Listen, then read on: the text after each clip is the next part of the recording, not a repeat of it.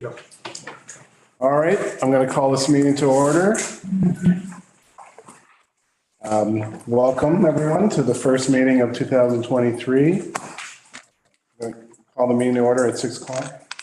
One thing I'd like to do before we start, I'd just like to recognize that an employee of the town has passed away, Donna Landon, and we could just take a moment of silence to show our respects for her and her family.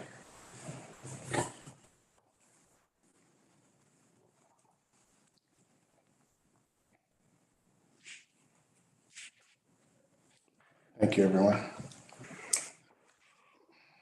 So we're moving on to the approval of the agenda. I'd just like to make a small change in the approval of the agenda. I'd like to move staff report 12.4, which is Dana's report, up, and we'll do it after 5.2, which is the delegation from the Prescott Curling Club. Can I get a mover for that? Thank you. Thank you, Anne. Amended. All right, great. Number 3 is declarations of interest. Sorry, all in favor? Thank you. I have it. Yeah, thank you. You have a declaration of interest? Yeah. I would like to declare pecuniary interest as Irving H. Miller. I'm an employee and partner, and Irving H. Miller is a sub-broker for the insurance program for the town. So you're gonna sit that discussion out? I'll remove myself from the table and sit in the gallery. Great. Thank you, Councillor Young. Anyone else? Perfect. Number 4 is presentations. We don't have any presentations tonight, but number 5 is delegations, and we have 2 delegations tonight. The first one is George Tierney and the Upper Canada Folk Fest. George, you can grab the podium there. Thank you all for having me. I've got 10 minutes, so I'll run through it quickly and efficiently. The reason why I asked to speak to council is in conversations I had with previous Mayor Todd. We thought it was a good opportunity, good idea to at least discuss the chance to extend the support that Prescott's shown to Upper Canada Folk Fest to some sort of multi-year agreement. The reason being that would allow us to do things throughout the year and grow the event through time. So what I'd like to do is give you a quick background on who and what we are so you understand where we're coming from and where we want to go with this. Our parent organization, the slides changing or? Our parent organization, so there's a shot from last year, if you want to go back to that, sorry. So a big change we did last year was we ran the festival into dark hours and lit the amphitheater. Worked out beautifully, the audience enjoyed it tremendously, so we are going to continue with that going forward, running later into the evening. Our parent organization is the Eastern Ontario Folk Music Project. That is the NPO that we started to run Folk Fest. The reason we didn't list Folk Fest as the NPO was so that we could create other events and sort of have subsidiary banners. Our board members there are 5 of us, and this is, I want to run through the list sort of to give us a street cred. I'm George Tierney, I'm the president and founder of the organization. I'm also an executive director of the Canadian Folk Music Awards, as well as a few other organizations. Our artistic director is Arthur McGregor, who is as famous as you can get in the Canadian folk music world. Yeah, no one's heard of him, but folk music world, trust me, he is a god in our world. He's our artistic director, and he's a founding member of the Canadian Folk Music Awards. Mary Moore from Spencerville is our secretary on the board, and she's a well-known musician and organizer of events locally. Herb Kluche from Kempville is our sound guy and on the board as well. And the board's rounded out by Graham Lindsay, who is currently the president of the Canadian Folk Music Awards.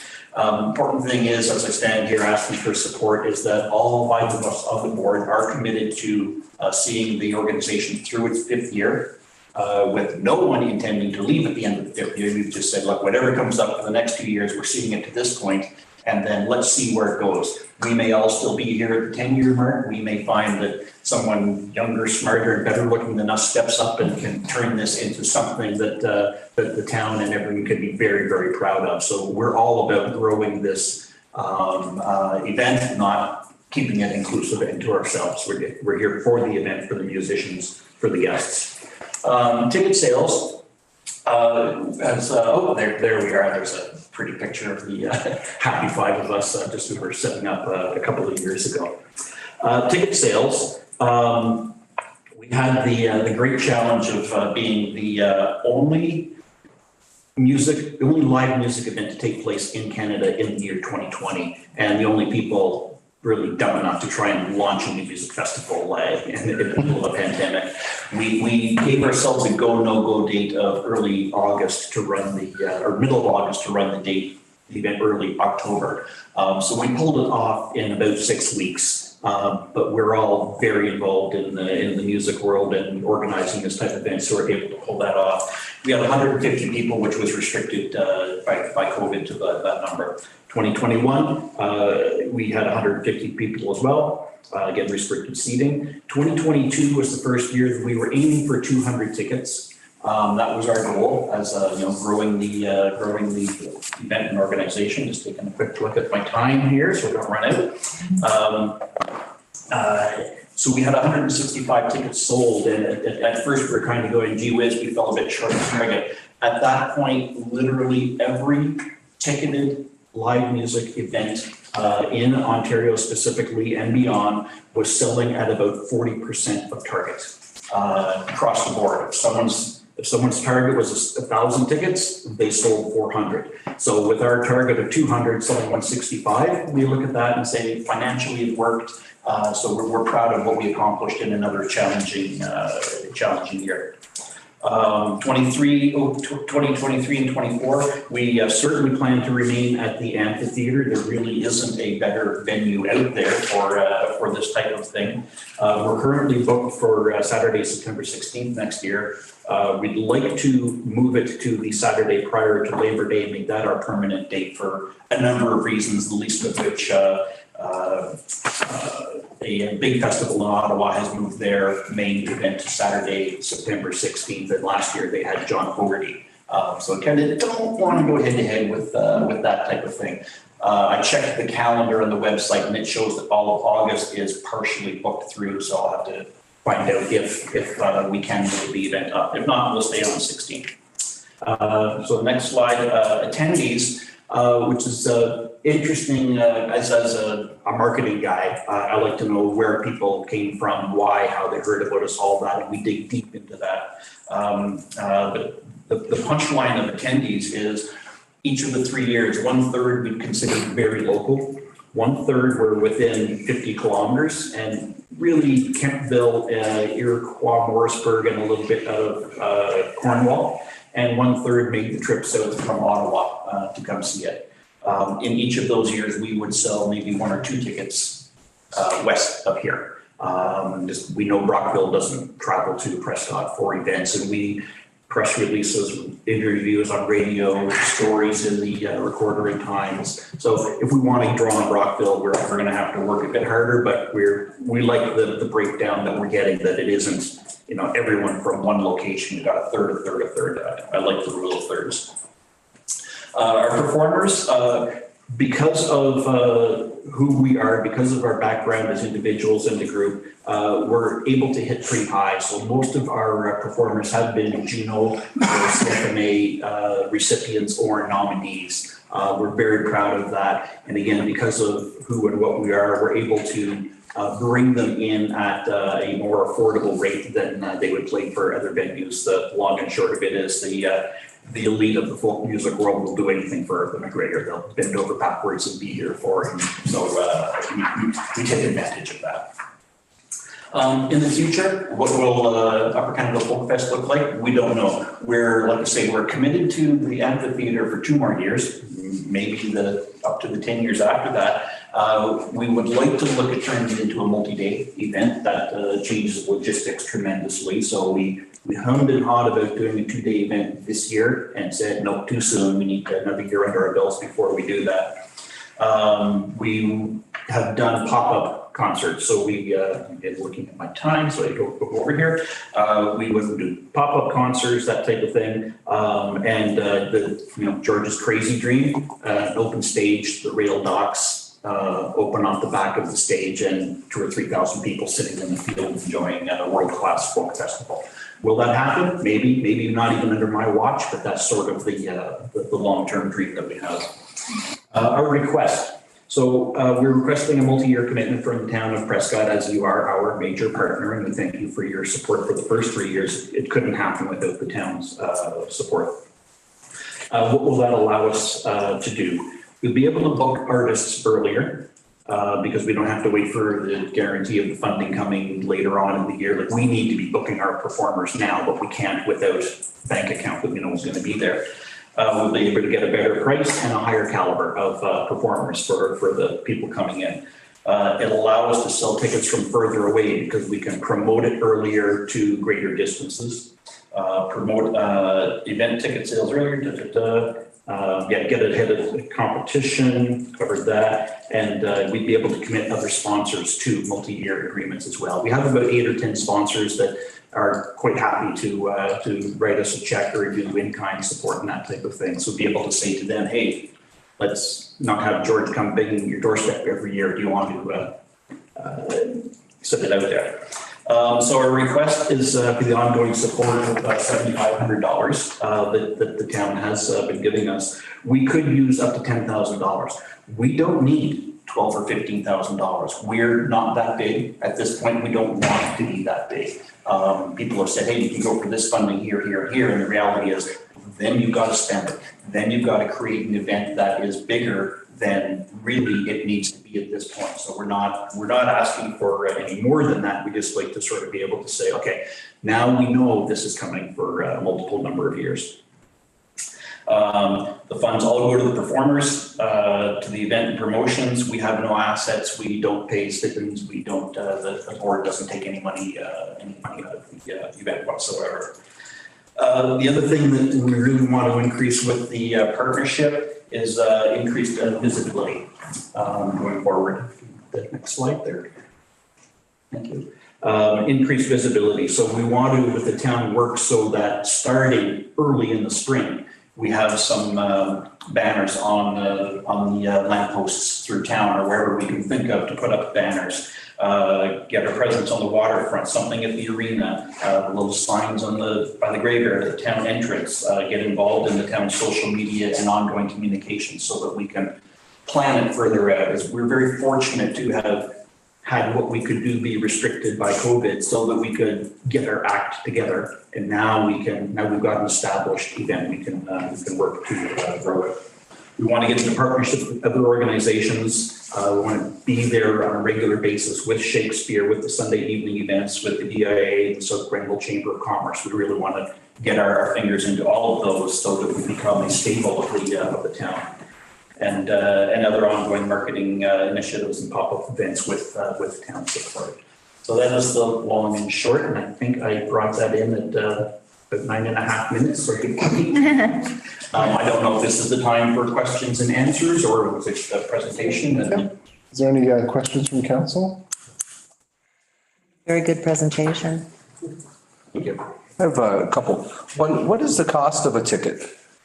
$50. $50? Yeah, we keep it down to $50, and everything we've done so far, that's left us with a little bit of seed money in the bank at the end of the year. And any increase in ticket sales is going to go to an increase in what we can pay performers. Okay, so that was my next part. So is there seed money from previous years that has been a profitable event for you? Yes, yeah. We try and finish the year with a couple of $1,000, so that, which we did a little bit more than that this year. So good for us. Good for us to have the seed money. We also look at it and say, what could we have accomplished if we put another $1,000 into marketing rather than hold the seed money? That's the balance you want to pay, because we want to come out of the gate this year earlier and with more paid promotion. There you That's all I have. Thank you. Anyone else have a question? Thank you, George. I think what we'll do is we'll probably discuss this a little later and we'll get back to you as soon as we can. Very good. Thank you all for your time. Thank you.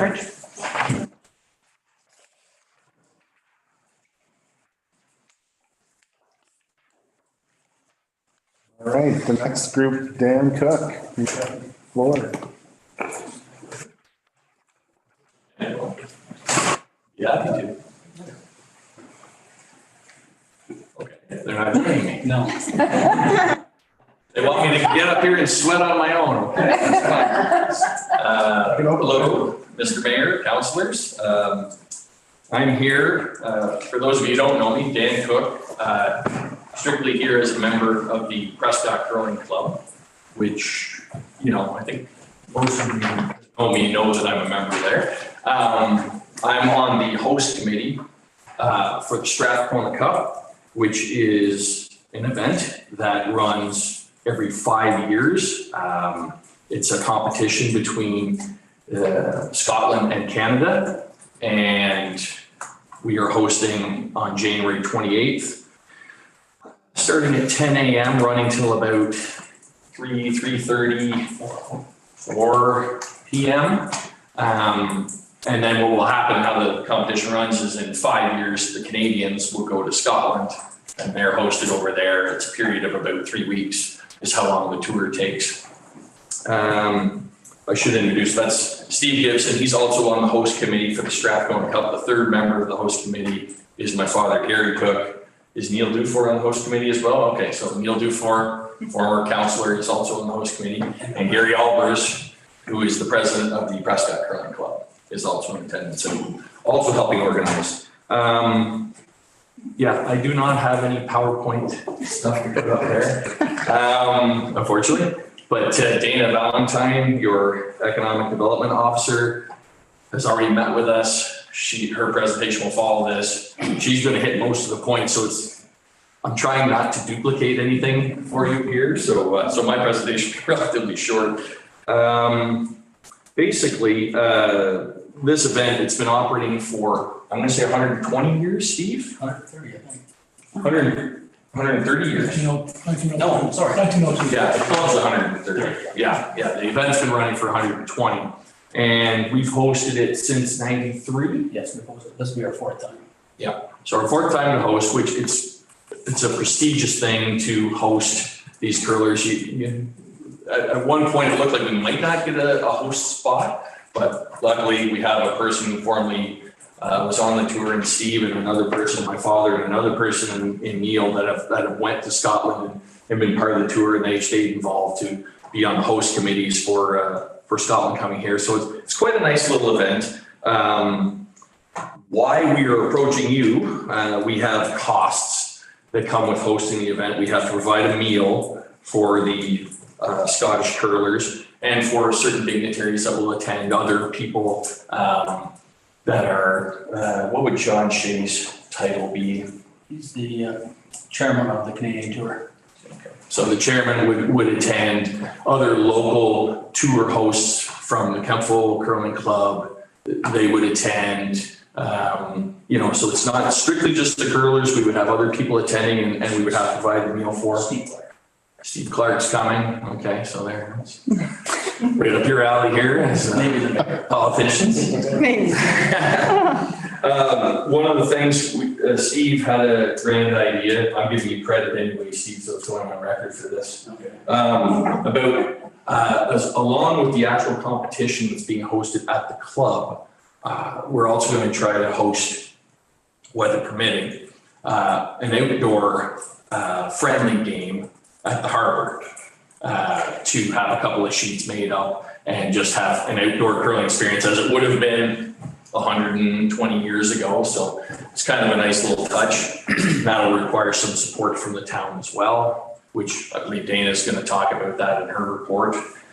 I think Dana's going to cover pretty much the rest of this.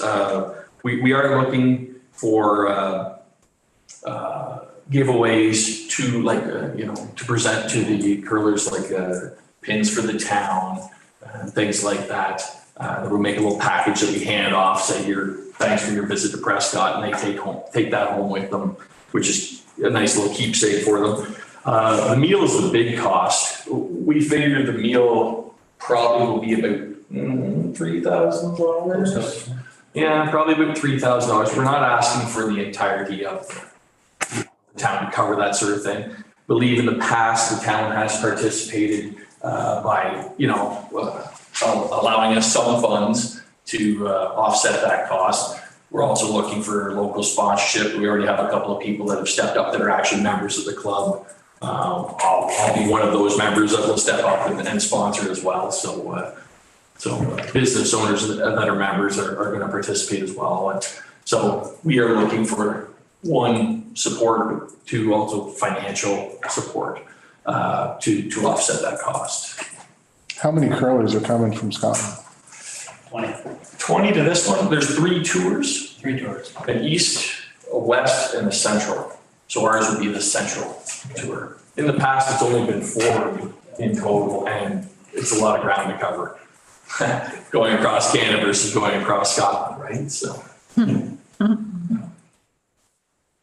Do you have different sponsorship levels that you've established? At this point, we have not, because it's more or less a couple of people have stepped up the call and myself, and we were going to sort of wait and see and say, oh, what's the town's influence on that amount? And okay, well, if we get a certain amount of money, maybe we can say, well, if everybody can chip in $500 out of the sponsorship, that might cover all the costs that we're looking for. So, but at this point, we do not have sponsorship levels. Everybody be treated equal. And you'll receive recognition for it too. Yeah, we will have it at the tables. There'll be signage up to say who sponsored the event and who thanks. Is there any questions from council? Council Burton? Thank you. Thank you, Dan, for your presentation. In the past, how many curlers, and I'm assuming there's significant others, will be participating? And I'm sure you're going to have all sorts of spectators there. Like what happened in the past? We can only host. Yes, stand up, Steve. We're limited as to the fire laws as well. Yeah. Unfortunately, at our own club, it'll be restricted to members pretty much only because of the size of the club. And we have 40 people that are participating in the curling alone. And our own club members, we won't be able to allow the general public into that. But the waterfront one down there is certainly open to the general public. And that's going to be a big affair. Dana will talk about that later. She knows all about that, what we talk about. But that's what it's going to be. In the past, the town has sponsored us before. And this will be the 4th time, and they've done it every other time before that. And it's usually around $500 to $1,000 somewhere in that area. And the time has gone on. I think they gave us $500 last time, so we're probably like a little more this time. 5 years has gone by. Inflation. And it is an experience for all these curlers to come to this area. They're all coming from Scotland, the same as I went to Scotland 5 years ago and participated in over there. These people do pay to come here too. They don't come free grass. Like I paid almost $15,000 to go there the last time for 29 days. So I mean, it's not cheap to come and go to these things. But each club is responsible for providing entertainment, providing meal, and something to make them remember being here is a big thing. We're arranging to have like a little parade from the curling club down to the waterfront. There'll be an honor guard down there made up of Little Rocks and junior curlers, which they'll hold the brooms up and chant as they go down through there. There is a pipe at both ends of the deal and that sort of thing. Sounds great. Yeah. Sounds really good. For me, it is a big deal, and as the president, I've been contacted by other clubs saying, how did you get this, And the answer is we've had a lot of involvement in the past, and that's why we've got it, but other clubs are jealous that we have this. It's a worldwide event. Yeah. It is a real event, it's a total rocks. So at the end of the day, the Strathcona Cup's awarded to either Scotland or Canada. Yep. It's total. Councilor Lockett? Do these people stay in your homes or do they? No, they're all billed in hotels. Actually, they're going to come from Kingston that morning because they're going to play in Royal Kingston, which is the 2nd lowest club in Canada. The day before, then they're coming here, they're spending the day here, then they're going to Montreal that evening, and the next day they're going to play at the Royal Montreal, which is the oldest club in Canada. Wow. We're sort of in between there. We're in between. So we're the only place between here and Kingston and Montreal? Yeah. That's pretty. And well, Ottawa, but other than And that, they go, then they rotate around and come back to Ottawa again at the end of it. That's a big feather in your cap then. Yeah. Well, I was over there for 29 days. We curled 25 games. Wow. So we curled a lot of games. Yeah. And yet, I think I had 2 days off the whole time I was over there.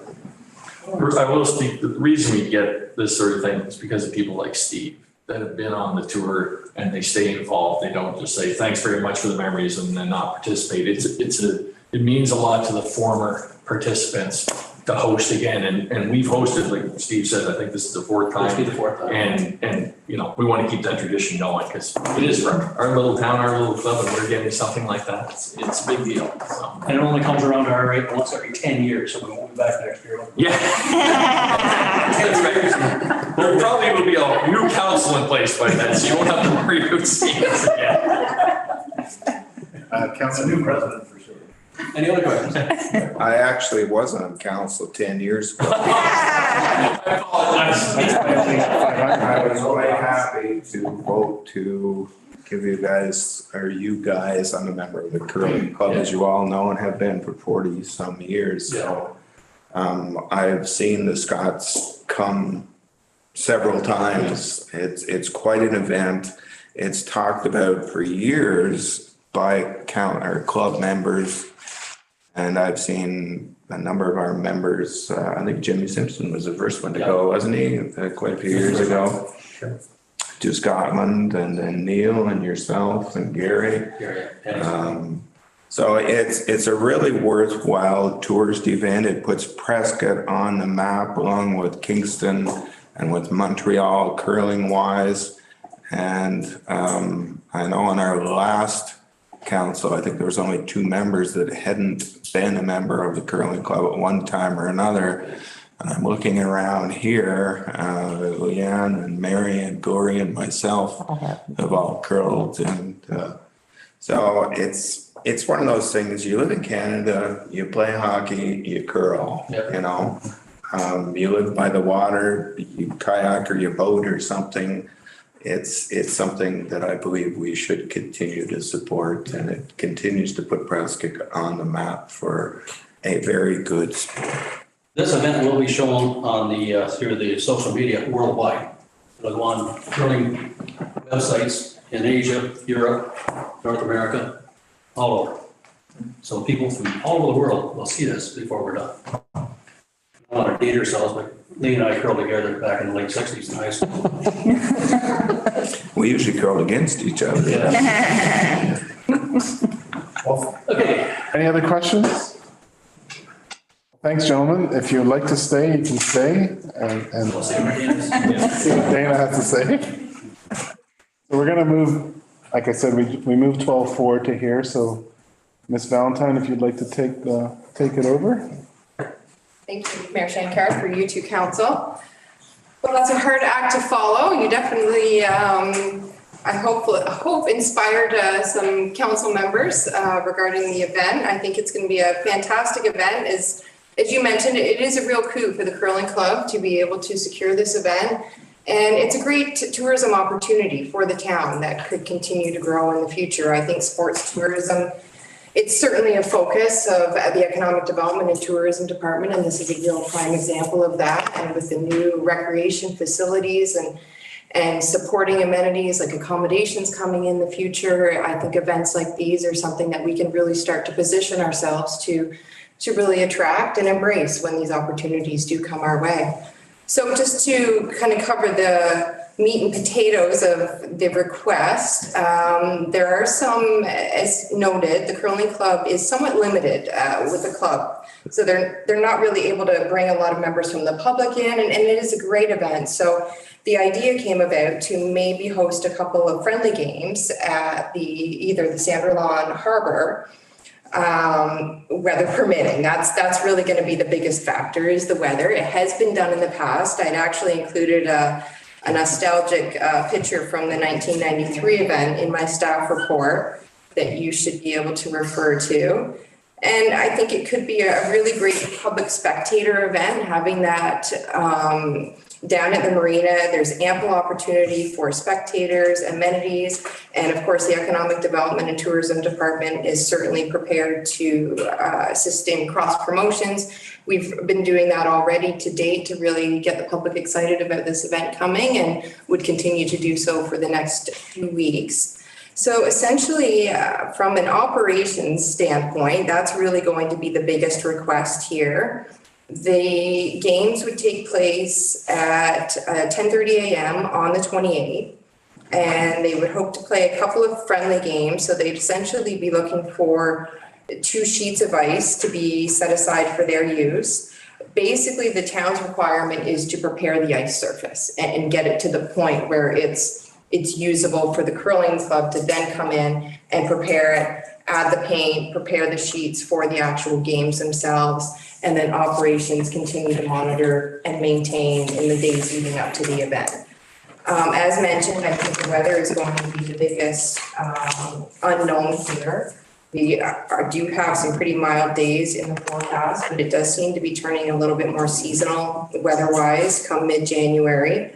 So I think it's something operations will certainly have to play by ear. They are requesting a few other things to support the event if it is able to be held there.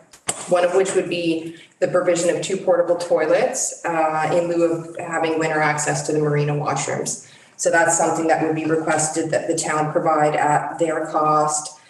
In my experience, it wouldn't cost more than, I would say, $500 to bring a couple of porta potties in for the day. And then, of course, the big request would be the manpower to clear the ice, maintain, monitor the location leading up to the event. And then we were also hoping to use possibly the base of the lighthouse for a spectator gathering area. So bringing in some Adirondack chairs, maybe some of the fire tables and the heaters that were purchased for some events in the summertime. And of course, garbage containers, those type of amenities. And then providing staff to oversee the site during the tournament, and tear down afterwards, of course, would be required. And then they're requesting 50 lapel pins as part of the pin exchange. That would be a nominal amount. It would be $100 for the cost of the pins, very minor. And I've also suggested that we provide some additional promotional materials for the participants as a bit of a town gift bag, really just some handouts, our new tourism map, some of the nice publications that we've been working pretty hard on over the past year, and include those, and really hope to use it as an opportunity to promote the town and attract future events such as this. And then we were also requested to provide a banner or signage as part of the event if we are in fact one of the sponsors. And we have all of those banners and things in place already that wouldn't represent any additional cost to the town. And then we were also suggesting that we would set up an Explore Prescott information table just to be there during the game itself, provide tourism materials, maybe a little bit of refreshments. We could have some of our Prescott swag there for sale, and really just get full participation in the event, and also have some live feeds and promotions happening during the event and leading up to it as well.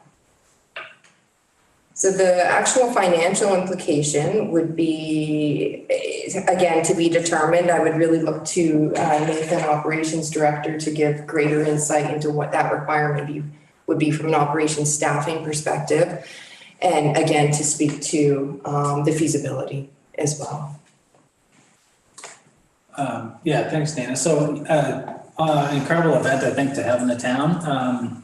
I think everybody's kind of alluded that the weather is gonna tell us whether we're gonna be able to be on the marina or not. We did last year. We were successful having some skating areas cleared off down there. So that was something different for, I think, the town in quite some time.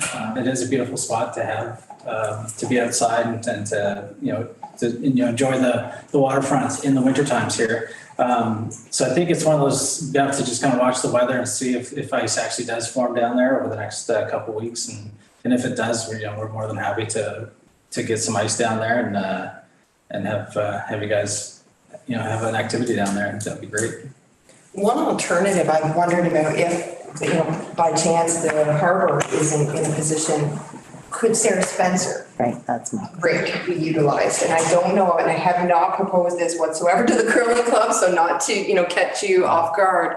I don't even know if it has the dimensions that you would need. I think it's 50 by 100. That could potentially be an option. Again, it's an outdoor public site where we could get greater public participation. And then one other thing I forgot to note is I believe there is going to be an opportunity for the public to try their hand at curling if the outdoor games can be brought to fruition. And that, again, would give much greater opportunity for public participation just because of the limitations of the club. So I think that really covers my presentation. Happy to entertain any questions. Good. Are there any questions? Oh, Councilor McConnell? Well, a couple of comments, maybe not really questions. Simply having been involved in curling before, and that picture that was up there about people curling on the ice at the Did you see marina. yourself there? I enlarged it and I actually looked at home and I didn't see myself. Just checking. Quite frankly. But that was one brutal cold day, so nobody was out there any longer than they had to be. What I was going to mention was when we did that back in the 90s, it was for, I think, the club's 100th anniversary, if memory serves me correctly. And Steve's dad, Mel, was in charge of the rink, and he blew off 2 rinks down at, 3 rinks, I think it was, down on the ice at the marina, painted the circles, got us ready to play, but we had a lot of snow that winter, and the removal of the snow from the ice caused the whole ice to heave. And we played, our game was a 0-0 tie because it had heaved, and the rock, to get it over the hump, you couldn't see the circle on the other side. Myself, my team played against Jimmy Simpson's team, and we were tied for first place going into the outside game. We played one game at the club and one game outside. We played to a 0-0 tie, so neither of us won. So what I was going to say is last year we had very good luck with the skating rink at the marina. And if we're using the same surface and that snow is cleaned off on a daily basis before it's utilized as a curling rink, that shouldn't happen. So there should be not very good curling, but at least reasonable curling out there. So that's one good aspect to doing this at the marina now that we're actually using it for a rink. Second thing I'd like to mention is that 5 years ago, when you presumably signed up for this and hoped that you would have it and work towards it, COVID was not on the horizon. And having been a member of the club for many years, I know that the economic circumstances of the curling club today are not what they were 2 to 3 years ago. The curling club took a big hit the last couple of years. We have appreciated the response of the town financially, but even so, we've lost members. We haven't been able to play. We've had mechanical problems. So we are not in the same economic circumstances that we were 10 years ago when we hosted this event. So any additional funding we can get from the town would certainly be appreciated. I'm curious if you can tell me, the games at the arena, would they be played at the same time as the curling club? Yes. And if so, where are you getting the rocks? We're going to use, let me start. Okay.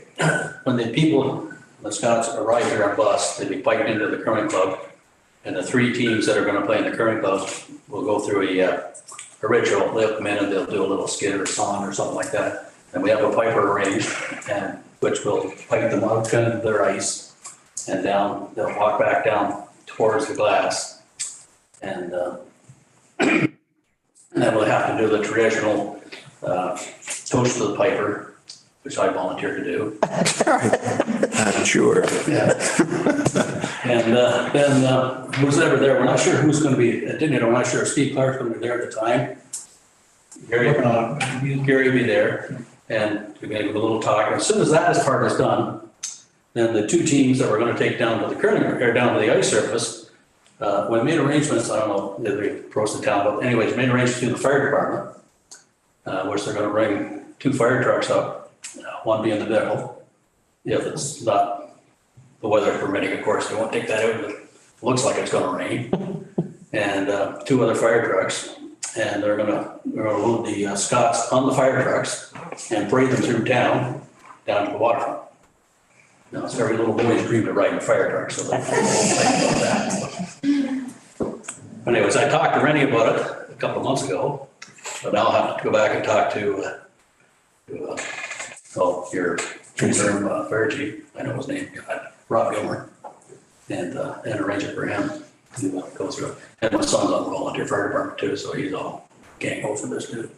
And down there, we'll do the parade with the piper, the little rocks down there.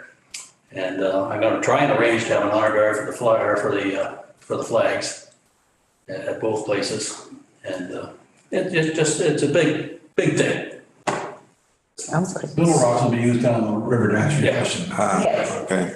And council is invited as well. I believe I'm neglected to mention that council is invited to Yeah, participate you 3 can play against that 3. in ceremonies and fun. Steve, Score on both sides. Steve, would the Sarah Spencer Park work As an alternative, yes. as an alternative? Okay, just wanted to check What that. we would probably do, if we had to go there, we'd probably still do the parade down at the waterfront. Okay. And then take them back up to there to play the game or do anything. Because the game down there doesn't count towards the Strathcona Cup. It's a friendly game Okay, because it's not on regulation ice and we don't meet the criteria to play as a regular game. The only, the 3 games that are played within the club are the Strathcona Cup games that count. Any other questions? Well, go ahead. just knowing myself, if there was this lovely ice surface the night before a big event, I'd be down there skating on it. Is there gonna be any way to Place it. somehow monitor that? Well, I don't care if I skate on it. Okay, Doesn't matter. When I went 5 years ago to Scotland, 90% of the rinks we played on the weekends, they're used for skating and hockey. And Sunday night, they'd run the Zamboni over, flood it, and during the week, they'd be curling on it. So we played hockey, a lot of the rinks I played in had the hockey markings on the rink and the curling markings all on the rinks at the same time. It was kind of confusing to try and throw a curling. They were used to it, I wasn't. Yeah. so unlike like canal in Ottawa, you won't be drilling a hole and trying to flood it at a certain point. It's just gonna be natural. It's up to, How would you do it? we had to do that last time. Other I two. think I understand, like, I think, like, professional curling is very, it's very technical. The- Yeah, like, we're not looking for anything technical. Yeah, like, the example that it's not technical is what they're looking for, just the experience to be outside, When so. we played there in '93, when we were alluding to the ice pumping up, what we ended up doing is we end up drilling holes around it and letting it flood up as much as we can to try and take some of the hump out. No, we weren't very successful, but that's what we did. The town might have to go down and, drill a hole and get some water and flood it a couple of times, but other than that, that's pretty much it. I just have one question outside of the Strathcona Cup. Thinking about our marina and all our slips down there. I've been ice fishing there for years. I watched you and your wife walk by several nights. Every day. When I was sitting on the pail down there at nighttime, right? And my question is, I believe at one time Perth used to hold some outdoor curling bond spills just as a They might have. fundraiser. Is that something that would ever fly as a non-official friendly tournament? It could. That They used to play on it in Ottawa on the Rideau Canal during their winter festival at one time. They have one in Redford too. Yeah. It's called Up the Creek. Yep. So you go down to this creek and they make sheets down there and you, like we were talking about, you play one game in the club, you play one game down there and they're like, it's a crapshoot when you go down there, just like, we're not talking professional ice, it's just, Right. it is what it is. And there's all kinds of humps and bumps and you gotta negotiate those. And Yeah, there's the Dalhousie Lake curling club. That's right. Where they play it on the lake all the time. They play once a week. And they play for maybe 5 or 6 weeks and that's it. I mean, I think the town is looking for tourism. It sounds like the curling club is looking for funds outside of your normal operation to put some towards the building. And maybe that's. I'm not gonna say no to that. Hey, I just, I think we got a unique setup down there inside them docks. It's usually good ice. I can tell you from being down there for about 15 years drilling holes, you usually get about 1.5 to 2 feet of Well, ice. I cut a hole for my grandson to ice fish last year. It took me 45 minutes to cut a hole and he fished for 20 minutes. Right. And there was over 20 inches of ice. Yeah, that's right. There was a skim of ice on there this morning when I walked in. Yes, yeah, I saw it. So I'm not worried about the ice thickness. I actually Googled it today to see what ice you had to have. And you gotta have between 15, 20 centimeters of ice for a group of people to be on. Yep. Which is, 8 inches. 8 inches would be plenty. This is a golden opportunity for the town to promote itself. And the name Prescott will be all over the place. And as I say, this will be shown on worldwide internet sites, all through the curling associations. Okay. Perfect. All right. Thank you, Steve. Matthew, this is a recommendation. Do we pass a motion? Or, So you can put the recommendation on the floor, if we have a mover and a seconder. And once we get a mover and a seconder, and then you can vote on it.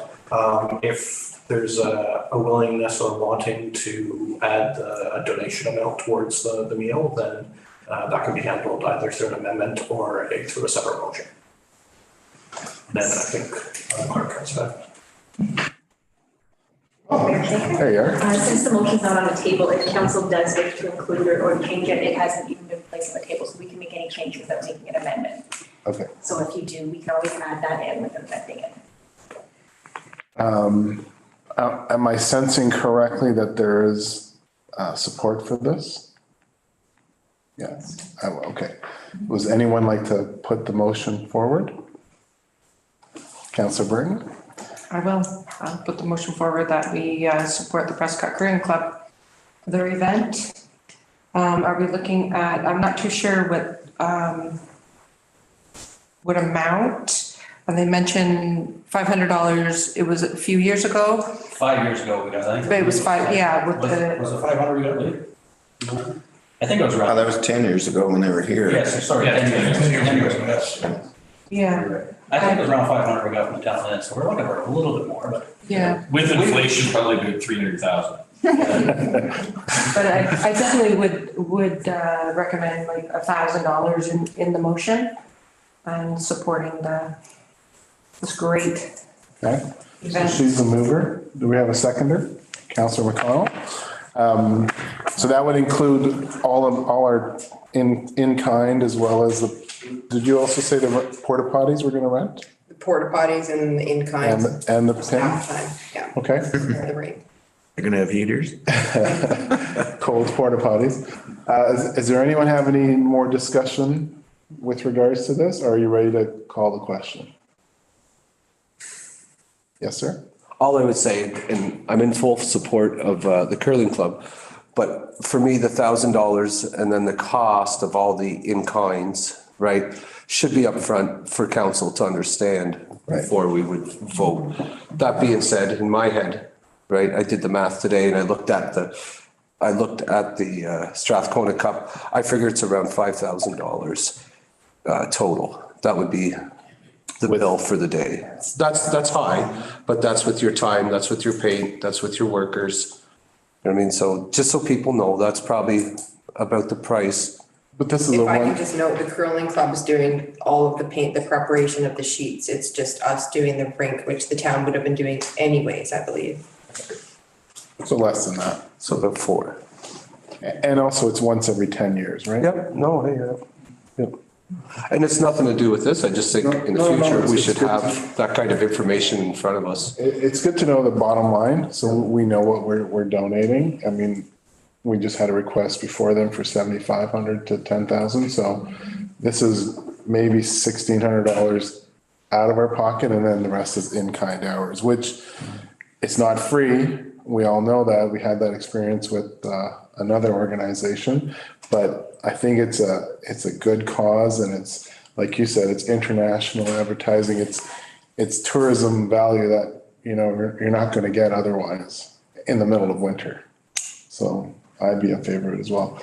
So I guess, do I call the question, or does, what do we call the question? You can call it. I call the question. So all those in favor? Approved. There you go.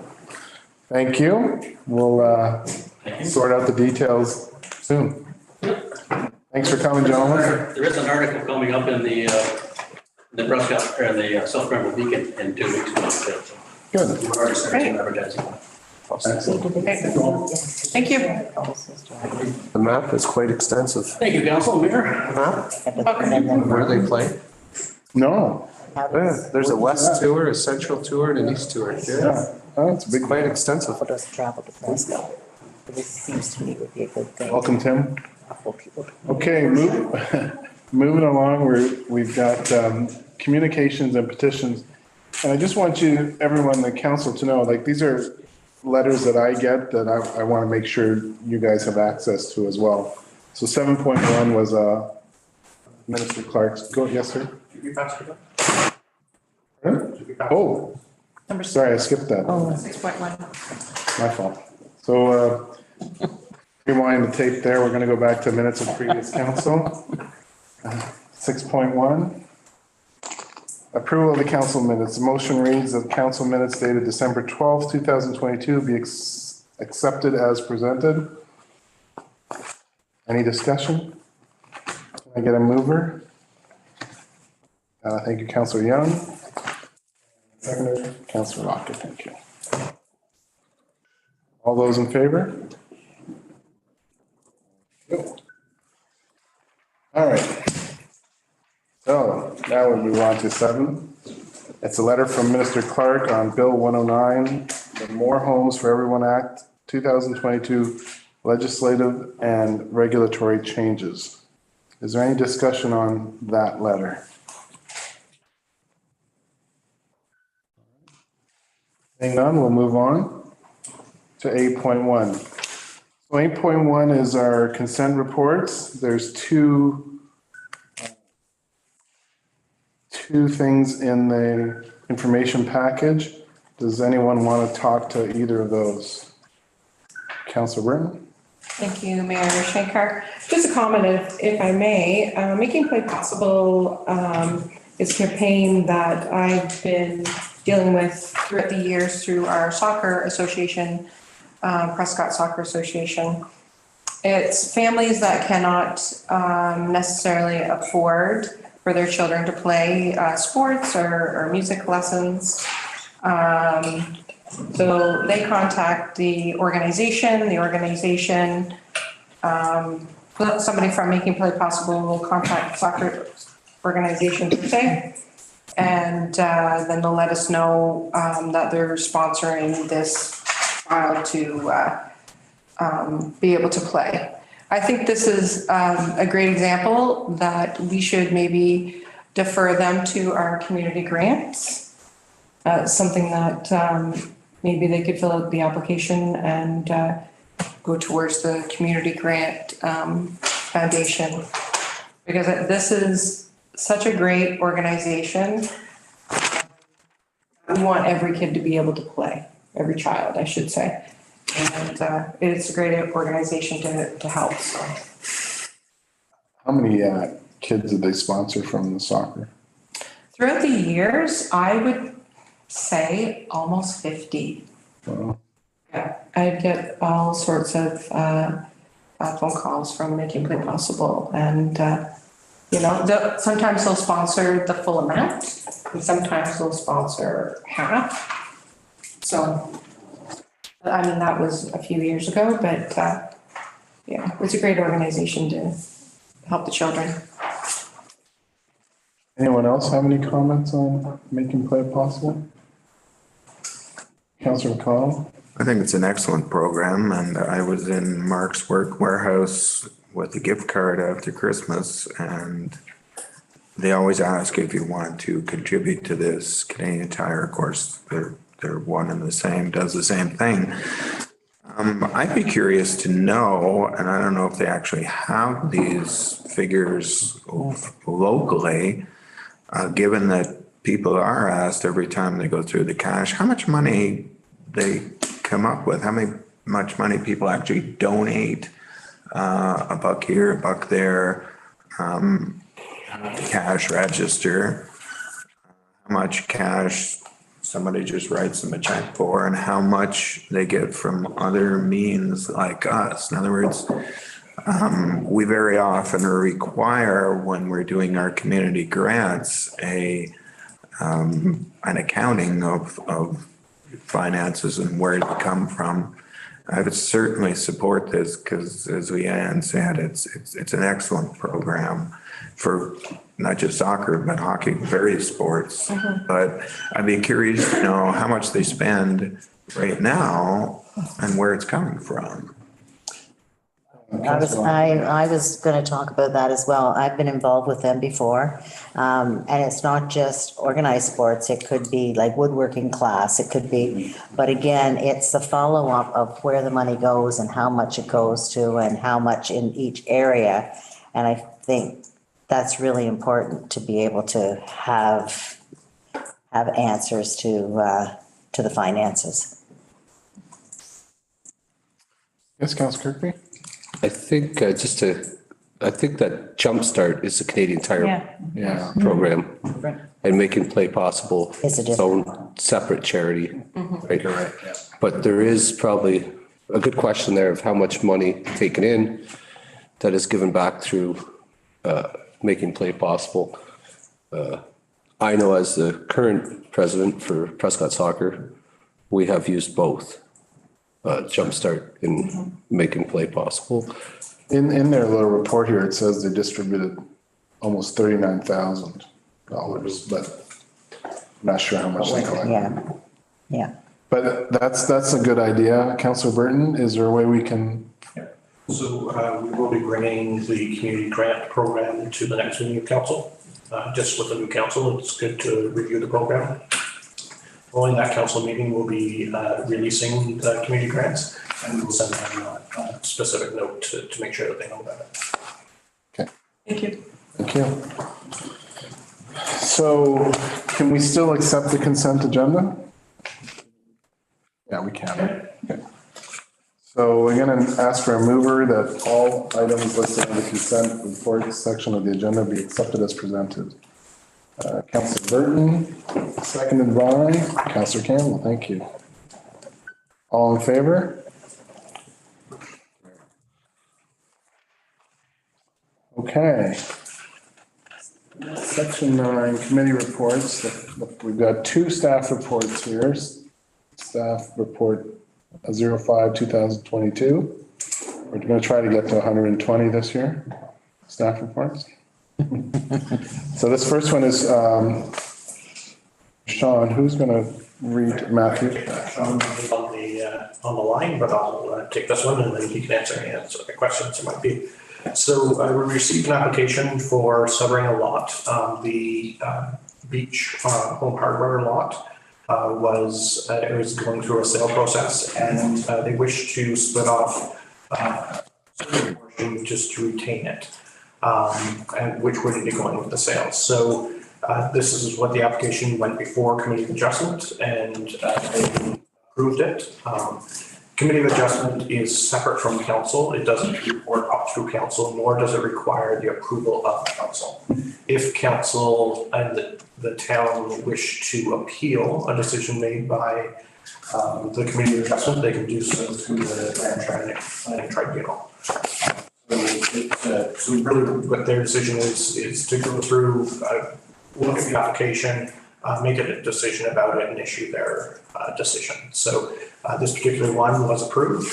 It retained a small lot just west of the gas station that's on the corner of Churchill and Edward Street. And we didn't receive any negative comments or questions or concerns about it. So that's kind of the report on that one. I'm more than happy to answer any questions. Any questions for Mr. Armstrong? Very good. Okay. The next one was for a minor variance in relation to a new hotel that would be located between McDonald's and the new Dollarama on Prescott Center Drive. So they required two minor variances. One was for the height of the building, and the other one was for reduction in living spaces. Both were deemed justified and minor based on the 4 tests that we go through when looking at minor variances. And ultimately, it was the decision of Committee of Adjustment to approve those as well. So again, if the town disagreed or council disagreed, then it can be appealed through the Land Planning Tribunal. That being said, we're very happy from a staff perspective to be able to bring this particular application forward. There was no negative comments received by the neighbors. The developer did take mitigating actions to provide as much green space between the residential lots, the back of the residential lots and this development, as well as providing sound barriers to move the HVAC noise to the north and to the west. So again, away from the residential. And we're currently going through the site plan control portion. So with site plan control, we go through peer reviews.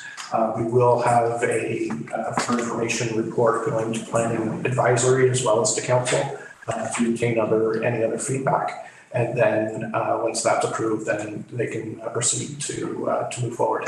We've already submitted their building permit, which the CBO is currently reviewing and going through, and we look forward to this coming to fruition.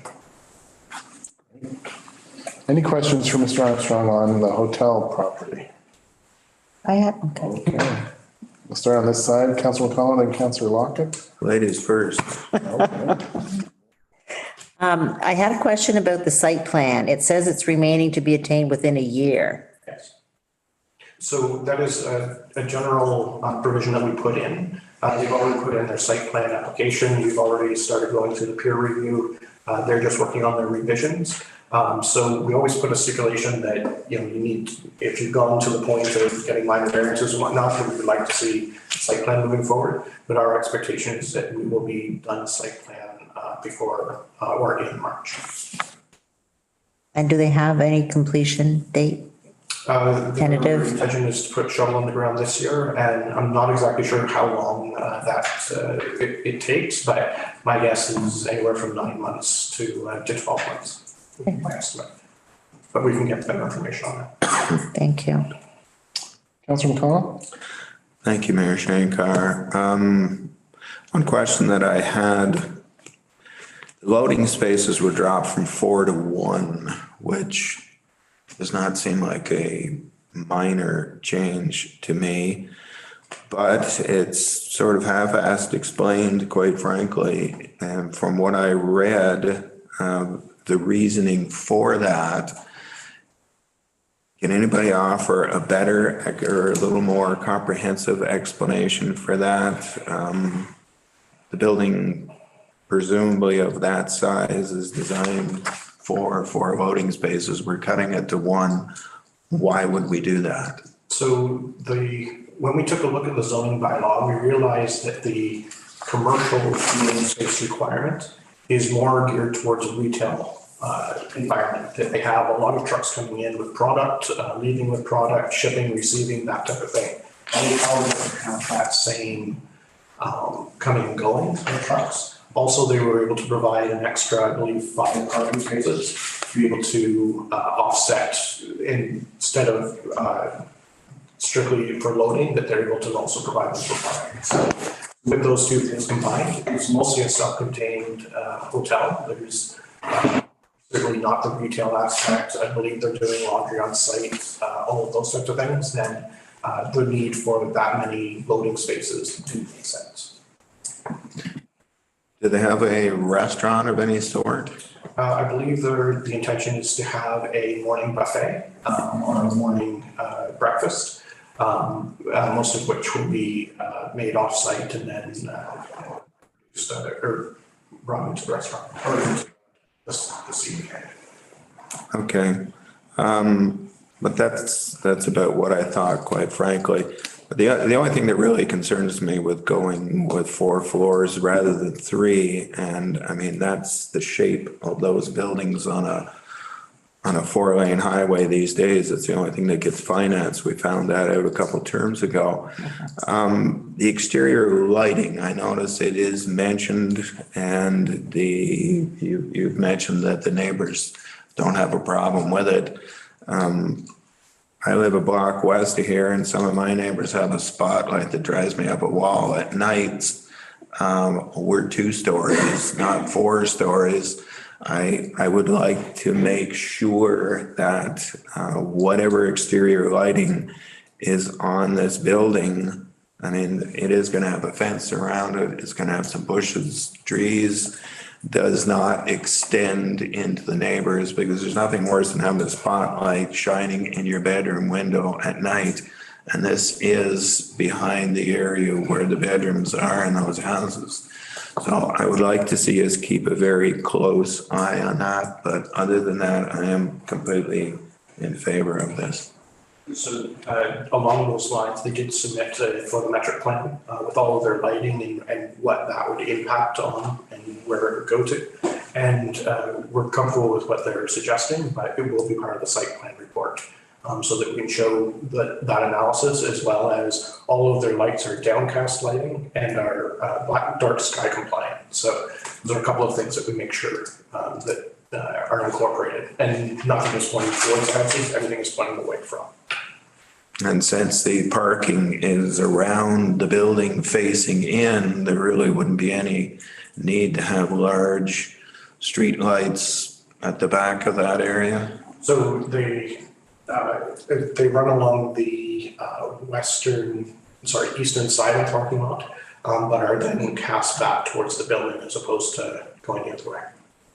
Okay, thank you very much. Councilor Hill? No? Actually, I have a question. Good. Thank you. At what point, and I'm new to site plan development stuff. At what point do you address like pedestrian safety for that area? Like say I was staying at the hotel and I wanted to go to Canadian Tire. I wanted to walk over to the grocery store. Mm-hmm. Is that something that we look at after, or when does that get looked at? So there's 2 things that we have done, and it's incorporated in this plan as well. So with the new Dollarama, there will be a multi-use path that runs along the south side of Prescott Center Drive. That pathway will continue along the front of the hotel. So if you're staying at the hotel, you'll be able to walk to that multi-use path, walk down to either Canadian Tire or to Dollarama, and then across the street. Also, there's what we incorporated into the Dollarama site plan is a multi-use path that comes from Fishel, the corner of Mackenzie and Fishel, and then down to Prescott Center Drive. At that point, we put in kind of a pedestrian crosswalk, so with signs and whatnot and painting on the road so that people can safely cross there. All right, Councillor Lockett had another. I just had one more question. I couldn't really tell from the drawings if there's a pool facility. I can confirm that at the current configuration, there is a pool. Great. And Councillor McConnell? Thank you, Mayor Shankar. The sidewalk thing, pathway, I'd call it a sidewalk that you mentioned. The sidewalk that we have coming from the south currently stops, I believe, at about McDonald's, does it not? Stops just before McDonald's. And so that's something that staff have been working on for about a year as to how can we extend that and then bring it to the multi-use path. So we see that as we'd like to put it on the list in 2023. We're not at the point of being able to have everything figured out, but we would love to be able to bring that multi-use path straight from Edward all the way so it connects back to Fishel. So that's really what the plan is intention, and that's one of the projects you'll see at our next council meeting. But we see it as more of a 2024, right? Okay, well, that's what I was going to suggest. And actually with people walking, getting their groceries, that's kind of a gap that we have right now. They're out on the road, and with the trucks coming in and out of the truck stop, it's not a really safe situation. So I think that's the thing to do. Thank you. Councillor Kirkby? Who owns the land that is all along there if you wanted to extend the sidewalk? Is that town property or is that? So there's a road right of way that the town owns, then McDonald's owns coming in front of their spot, we believe. You know, Prescott Center Drive needs a little bit of work. The pavement is degrading, things like that. And so we were trying to figure out how we can get a multi-use path in along that one, kind of on the southeast side. Yep. And then perhaps properly maybe shift the road a little bit to the west, still kind of within the right of way, and then being able to repave the whole thing. So just make it an all-encompassing type of project. So, but yeah, we think we can fit it all in there on our own land. Or if we have to, working with McDonald's to be able to get there. Yeah, so I guess that's where I'm going. Is there a way, if the town doesn't own all that land back there, it's owned by a corporation or a couple of them, is there any way to approach them for some funding to provide the sidewalks? Or I believe in Brockville where the Walmart and the Great Canadian Superstore are, some of that sidewalk was built by the private corporations. So actually in Brockville, there's that roadway that runs between Walmart and the Superstore. Isn't a public road. So all, as part of site plan, they established and built as part of that. So anything time that we are working within a site plan control agreement, and that's why we had them actually add the multi-use path along the south side. And they're paying for that as opposed to the town. But when it comes to, how we kind of bring that all the way back to Edward, that might be something that's more we can do within the right of way itself, just to make it a little bit easier. Also, we have to be cognizant of how McDonald's is currently configured, as well as you'll see that this particular laneway comes in kind of right beside the McDonald's, which is actually a public roadway, which was an interesting find that we found. It's a couple of things that we're going to have to work with between McDonald's and the hotel to make all of that work. Okay, thank you. Any other questions? Councillor Young? Thank you, Mayor Shankar. Matthew, when you talk about peer review, what exactly is peer review? So in the course of the site plan process and application, they submit all of their wastewater servicing, they'll do their photometric plan, their noise study, all of those types of things, as well as in this particular case, it's under MTO jurisdiction. And so oftentimes they'll have to create a traffic report, and the MTO actually issues a building permit to allow them to develop the lot. So they submit all of that information to us. We send kind of the more engineering side of the reports over to our engineers that go through it. We call them and say, here's the rules and the regulations. Are they meeting all of that in terms of wastewater, making sure that the size of the pipes are correct in terms of the pipe coming in for water, the size of the water main is correct. They've addressed all of the fire department type of issues, making sure fire lanes. It's right down to even size of parking spaces and things like that. So they take all of that information, take a look to see what the engineers have developed and say, you think there might be an issue here, or according to the design parameters, you should be using this instead of this particular item, and those types of things. So we go through that process, and it's kind of an iterative process. We hand back the comments to the developer. They either agree or disagree and provide the reasoning, the rationale, and then we go through that process until we actually come to an agreement that yes, it follows the regulations, the rules, and the guidelines. And so, and that's part of really what we're doing is our due diligence to make sure whatever is being built falls within the rules that are established for health and safety and all of those types of things. Also, stormwater management is an issue where we want to make sure that in the event of the large 5-year or 100-year storms, that we're not flooding neighboring properties, and they can actually handle it within their own property or through the town of Prescott. Thank you. Councillor Campbell? I'm back to, The point about pedestrian safety, is there any way that it could be reconfigured that cars aren't ripping through the Canadian Tire parking lot to get to the grocery store? Could we put a curb that contain the Canadian Tire parking lot? Because there's gonna be cars ripping through 2 access points to get to the grocery store. But I don't know who owns the land or who does. I don't think we own, do we own, we don't own that, right? No, so we own the roadway, the one that runs Prescott Center Drive on the southern portion. And we only own up to where the independent grocer starts, their parking lot starts. So we can work with Canadian Tire and we can work with independent grocer. And we have for several years now, we were mostly able to eliminate the tractor trailer parking in those parking lots. And so I think anytime that we have an opportunity to improve the overall safety, then we absolutely look at that and see how that we can do it. I don't know how much traffic will be going to the hotel, but people might just want to get past that and rip through the Canadian Tire parking lot. So the hotel itself will actually be, the entrance will actually be where the drive-through is for McDonald's. So it's before the Y where it starts to separate. Okay. Excellent.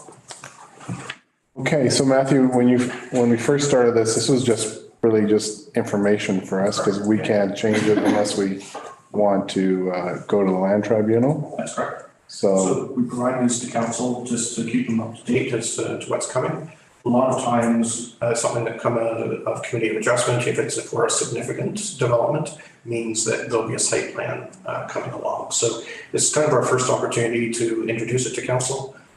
It is for information only, and then when we get to site plan, there's several things that I know I need to address in the site plan report in terms of light, in terms of pedestrian safety, all those types of things. So it really gives us an opportunity to get some initial feedback, and that we can incorporate into our next report.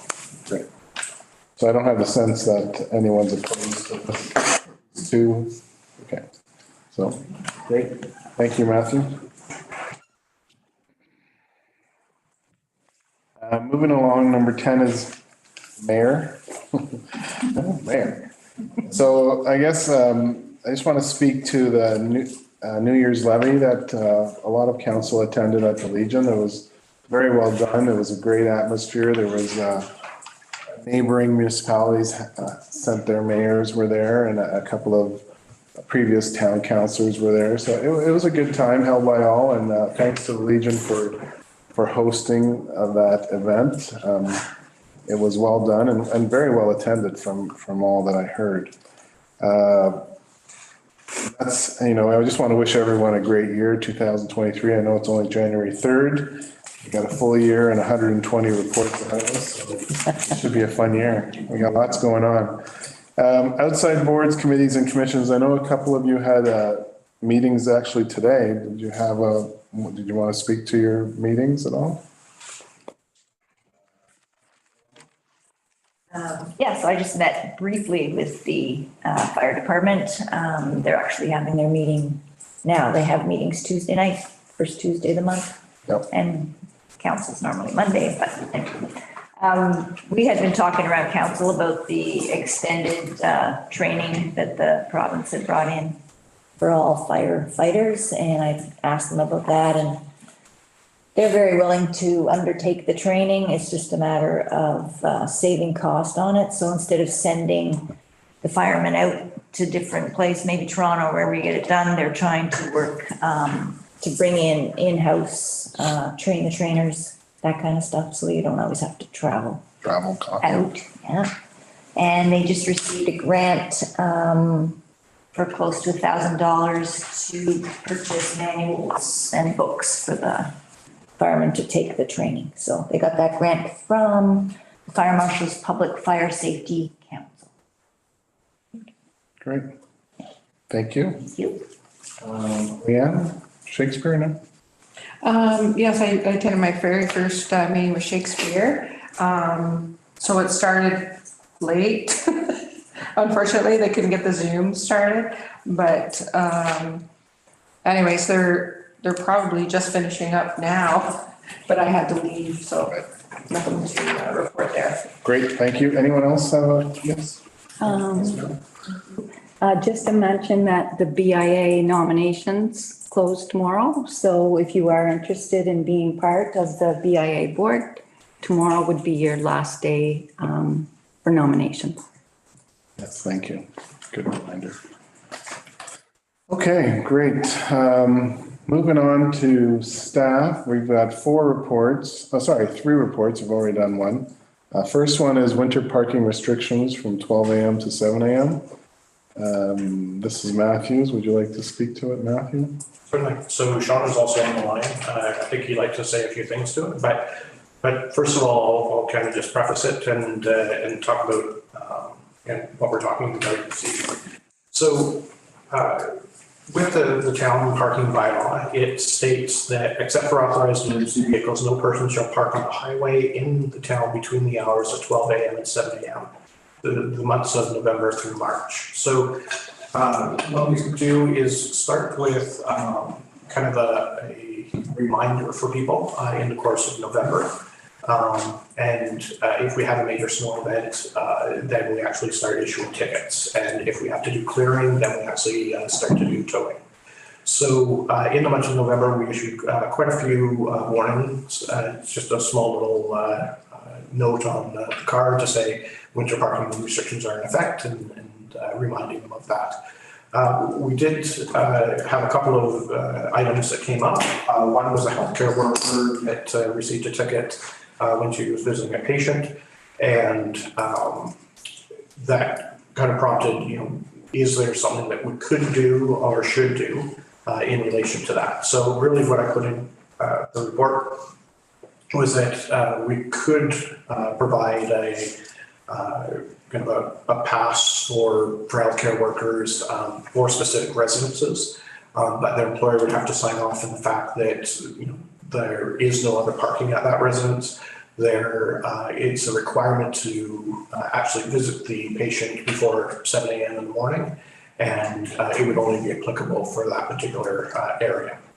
The other one was, I believe, a couple of individuals were ticketed by leaving their cars overnight after visiting a downtown establishment because they were unable to drive. And so in that case as well, we came up with an option where we could issue temporary exemptions or temporary permits for a 12-hour period for people to get their vehicles moved by 10 a.m. the following morning, and limit that to the Clock Tower parking lot, Riverwalk Park, as well as the north side of Water Street between Edward and East Street. So areas where isn't going to hamper snow removal activities and snow clearing activities. And we just want to cover these 2 particular items. We have noticed, there's been a couple of incidents, and I'll let Sean kind of speak to them around people just kind of feeling that they can, don't really need to follow the rules or can bypass them. So I'll kind of pass over to Sean and he can speak a little bit to that, and then we're more than happy to answer any questions. We're not really seeking, if it's staff's preference not to have any exemptions, but knowing full well that that there are options out there if council so wishes. So Sean, did you want to speak to it? Yeah, if I can you guys hear me good? I can hear you great, but sometimes you can't hear me back. Can you hear me, Your Worship? Yes, I can. Thank you. Okay, thank you. Yeah, for the first couple things, the big thing to remember with bylaw is the reason why we have it. And of course, I've already received some concerns by other people that don't feel that we actually do a good enough job getting cars off the street all the time between 12 o'clock and 7 o'clock in the morning. And every time we add or consider adding an exemption, it makes the job that much tougher, because when you're coming up to it, you have to take a look at the vehicle involved to determine if it has an exemption and why it would have an exemption. I have a lot more sympathy for the healthcare worker. or empathy, I guess would be the correct word, but I would have concerns how it would work effectively. I have less empathy for the people that have unfortunately and taken in too much due to the fact that there is kind of options out there for them already, including the fact that I did double check with the local taxi company, and they actually provide services where they'll take both the person and the car back home. However, I am more than happy to follow council's direction as it's given to us and to tweak the bylaw if it was necessary. But I did want to just warn you that once we start giving exceptions, I would not be surprised if more people come forward with very good reasons why they should be allowed. And then it makes operations jobs that much tougher to get the snow cleared off and removed. And that's all I'd like to add to Matthew's report. Thank you. Okay. Are there any questions for Matthew or Sean? Councilor Burton?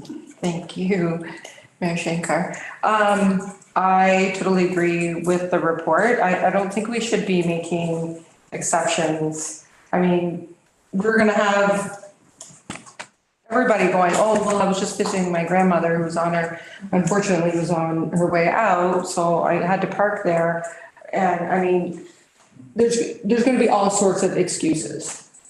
It's unfortunate that this person got a ticket at 5 a.m., but I am sure that there's other avenues somewhere else to park. And if you're thinking that you're going to a local establishment and having a good time, take a taxi. Don't leave your vehicle there. Two in front. To and from, yeah, great. Just be proactive. Councilor Kirkby? I would just note, I believe that the O'Haffey's is closed January, February, right, which has kind of been a reoccurring situation, right? So we don't have any other real establishments other than the Red George, which, do we ticket down in that parking lot? They have their own parking. So no ticket there, right? Yeah. I do like the healthcare per se, if they're willing to. I think we put a lot of stipulations there that, you know, if there is a patient, I think of my grandmother who's passed, right, who had one leg and she was up at she was probably up till 3 and then back up at 5, you know, that's just the way she was. But, you know, if that is the time, and we're in a time where we're short staffed in them jobs, you know, I think it's a legitimate request. And it's more direct. It's more of a healthcare related versus planning to go out for a night, taking a taxi there and home. And that's all I would add to that. Right. Thank you. Lee? Well, I can see Justin's point, but I passed along a complaint from a resident a couple of weeks ago, I guess. I thought their complaint was very valid because there was, and this wasn't a healthcare worker, it was a resident of the same building who continually parked in front of the building rather than in a designated parking spot that they had off the street. And the problem, the complaint that the people had and the people on the other side of the building had was that the plow comes along, cars parked there, it goes out, around, and if you happen to be in the driveway on the either side, you got to shovel all the way to the middle of the street to get your car out of the driveway. Now, if that happens to be the healthcare worker that's parked there, well, I'm sorry for her, but when you leave, you have inconvenienced 2 other residences. And it's there until the plow comes along again and fills in your driveway again. So I'm not in favor of exemptions here. The healthcare worker, I don't know what can be done there, but I'm not in favor of having. The whole idea of this is to have clear streets so our guys can do a really good job of plowing the snow. And if there is impediments in their way, that just goes against the whole purpose of what we do. So I'm not in favor of exemptions. I think I would just go back on that. And I mean, we're ticketing a person, and I'm assuming the ticket, it would have been towed if it was actual snow day, right? Snow removal day, right? So we ticketed a person, a healthcare worker, on a day where it really didn't matter, right? If it's a day where the snow needs to be moved, right, then maybe, you know, that's when that comes into play. But I mean, the one time where there's no snow removal needed, it's a healthcare worker at 5 a.m. I have a tough time giving them a ticket. I have a tough time for anybody that chooses to park outside of their parking lot between 12 and 7, that creates that. If they choose to park out there during the non-12 to 7 time, well, that's their right? Whether that creates more work for the two neighbors.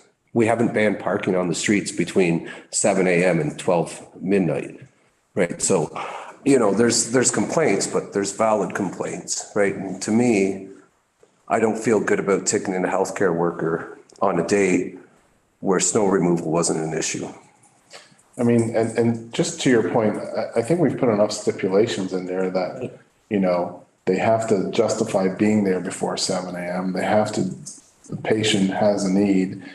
There's no other place for them to park. You know, there's a lot of hoops to jump through, just the same as the establishments, you know, they'd have to hand the temporary pass to them and only park in certain areas that aren't going to affect driveways or affect coming and going on the streets. So, yeah, Councillor Brennan?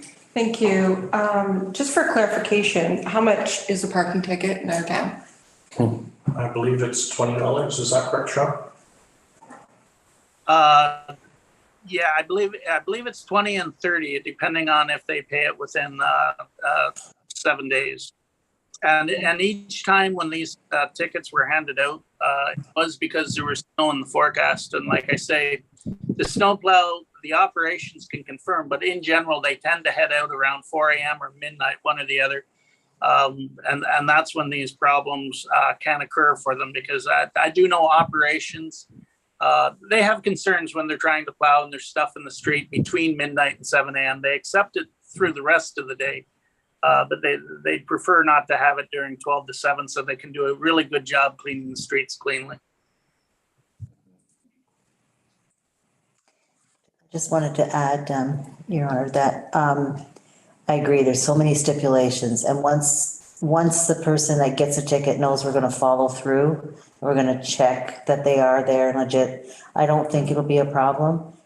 You might as well give it a try the first time and see what happens, and now they've got these stipulations. And like Councillor Kirkby said, there's no establishments really open to worry about it right now. Mm-hmm. I think you're right. You mean like to get a permit? Yeah. Right, yeah. Okay, Matthew, should we, I guess, call the question? You gotta get a move. Somebody could develop a motion if they so desire. This was for information only, so we need to create a motion. But the clerk has some thoughts on that. Before we go to the clerk, is there, this was for information only. Do we want to come back to it, or is it something we want to do today? We should do it today. Okay. So back to the clerk, if you have a motion for us? Well, so through you, Mayor Shankar, the alternative in the report does suggest that council could provide staff with direction to explore further options to address overnight parking for the purpose of avoiding driving. If the situation as discussed, we could leave it open-ended and staff could bring back a report with more information, and then council wouldn't be passing specific changes or exemptions at this point. Staff could bring back more information. Because we'd have to amend the parking bylaw in order to enact this. So. Oh, we would? I was hoping we were just handing out permits. No. Okay, Councillor Campbell? Do parking permits cost something how do you get a parking permit? This would be like an exemption. This is, yeah. So if you go, you want to leave your car at the bar, they'd give you one for that night. And For free? Yeah, for that night. If you're doing it every night, it might be a problem. But Is it, healthcare worker would have to apply for it, that they're going, I don't know, every day at 5 AM? I guess. So we need a schedule and it would only be applicable to that residence. And we would confirm that there is no place to park off the street. Right. but one could obtain a parking permit at various municipal facilities that allow overnight parking? That's different. That's what I'm reading here. Yeah, so we already provide that service. So there's selected parking lots throughout town that are municipally owned that we provide parking permits to. And I believe it's $30 a month. Okay, all right. Okay. Councillor Kirk? I have two here.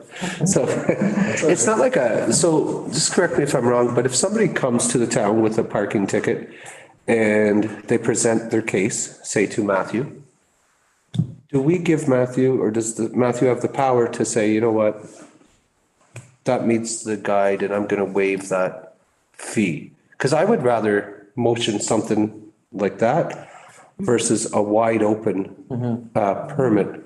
That changes the bylaw. That changes the bylaw, you know. So we do have what the administrative monetary penalties, which we passed last year. In that, it's a two-step appeal process. The first step is to appeal to a hearing officer, which is me, and I can listen to the case, but I can only adjudicate based on what's in the bylaw. The second step is to go to another more formal hearing where, again, they can only take what's in the bylaw and be able. Now, if we want to provide an exemption in the bylaw that says if it goes through administrative penalties, if a parking ticket and it goes through administrative penalties and it's under this case that they can demonstrate X, Y, and Z, then perhaps it can be waived. Therefore, I would then have the discretion to be able to say, if it matches this set of stipulations, then I can forgive it if it's it actually applied for. So instead of issuing permits, we put in an exemption in the bylaw that if they appeal it, then I would be able to say, okay, it meets these criteria, we can forgive it. So I see exactly where you're going. We still have to amend the bylaw in order to do that. But it gets us away from having to issue permits, and then it's only people that appeal and meet the certain criteria. So we would just nail down what the criteria is and then be able to put that into the bylaw. So with that part being said, how much more work would that create for you, Matthew? Or your staff? So far, we only have one case of the healthcare worker getting a ticket. So not a lot. Would be my suggestion. Where we get into this tricky slope is that, how many more exemptions do we want to add? And then we get a whole long list of exemptions, in which case the bylaw officer goes out, issues a ticket, and keeps on getting rescinded. So I think just whatever the decision is, there needs to be a gentle balance between those two.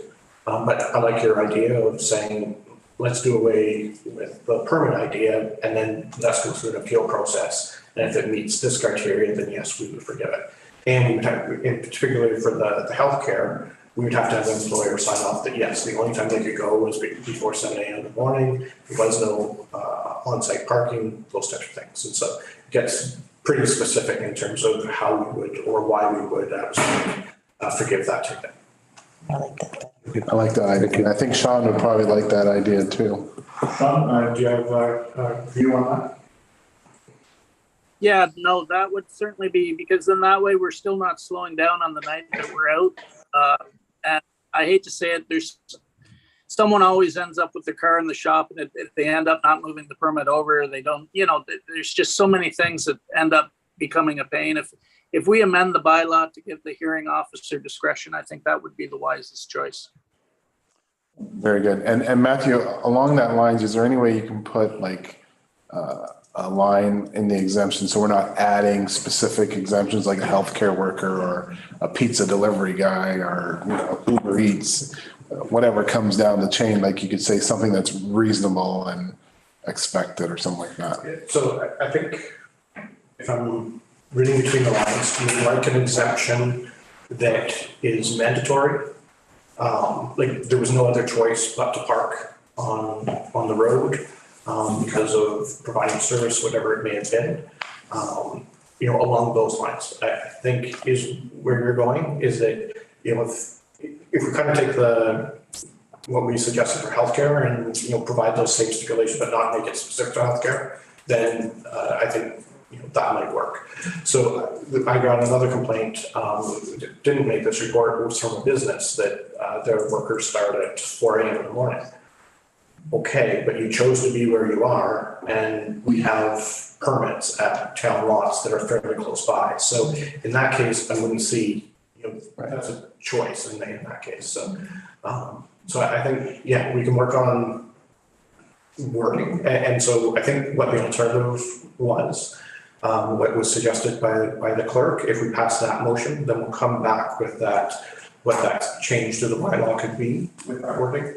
And if anyone has any suggestions, they can send it to me over the next week. And then we'll bring that back to council and be able to incorporate it. Do you have a motion for it? Through you, Mayor Schenker, I did draft a motion that staff be directed to explore an appeal process to address overnight parking tickets issued during winter parking restrictions in specific situations. Under a specific set of criteria.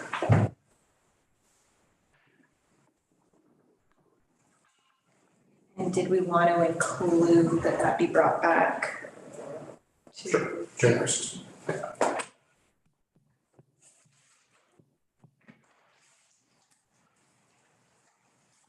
Do we have to say specific situations, or are we just saying somebody can appeal in this manner?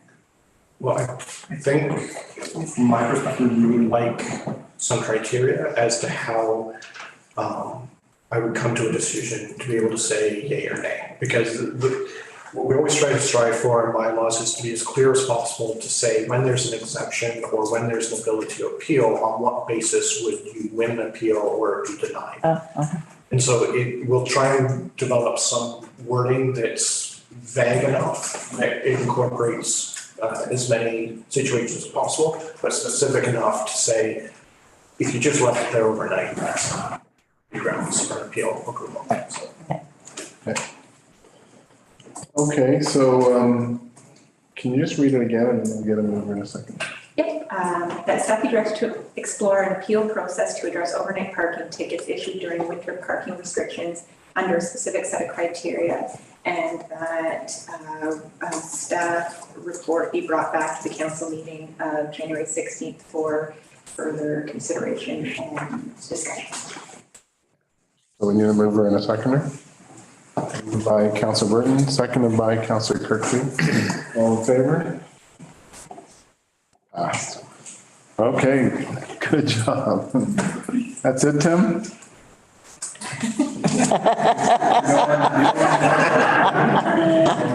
I resign, thanks. All right.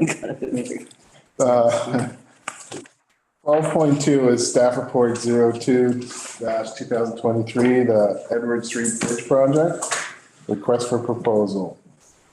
Motion is that council direct staff to release a request for a proposal for the Edward Street Bridge project as outlined in staff report 02-2023. I'll get a mover and a seconder and I'll let you talk to it. So can I get a mover on this? Councillor Kirkby, and seconded by Councillor Lockett, thank you. All right, Nathan? Oh, is it Nathan or is it Matthew? I'll hand it to Nathan, but. No problem. Through you, Mayor Schenker. This follows up with the report we had December, I believe, that every 2 years, the major bridges need to be inspected in a specific way to ensure that they're being maintained properly. So we did understand years ago that there's some minor kind of remediation work that needs to be completed on the bridge. So we did go for tender last year, and the tender amounts came in quite considerably higher than what was budgeted. It was between 556,000 and 844,000. So as we kind of didn't have the budget for it last year. We re-looked at it again, it's, okay, if we're gonna, if the dollar amount's a little bit higher and we have a little more time to rethink, what we should do on the bridge, what does it look like? So after discussing with the engineering firm, it was also noted that the bridge bearings were need to be rehabilitated within the next 5 to 10 years. And then they kind of also, as they continued to review them, they did notice that they were deteriorating a little bit faster, kind of than predicted. And part of that is the bearings on the ends, on the edges of the bridge. The water is getting through down there, and it's eroding things a little bit faster than normal. So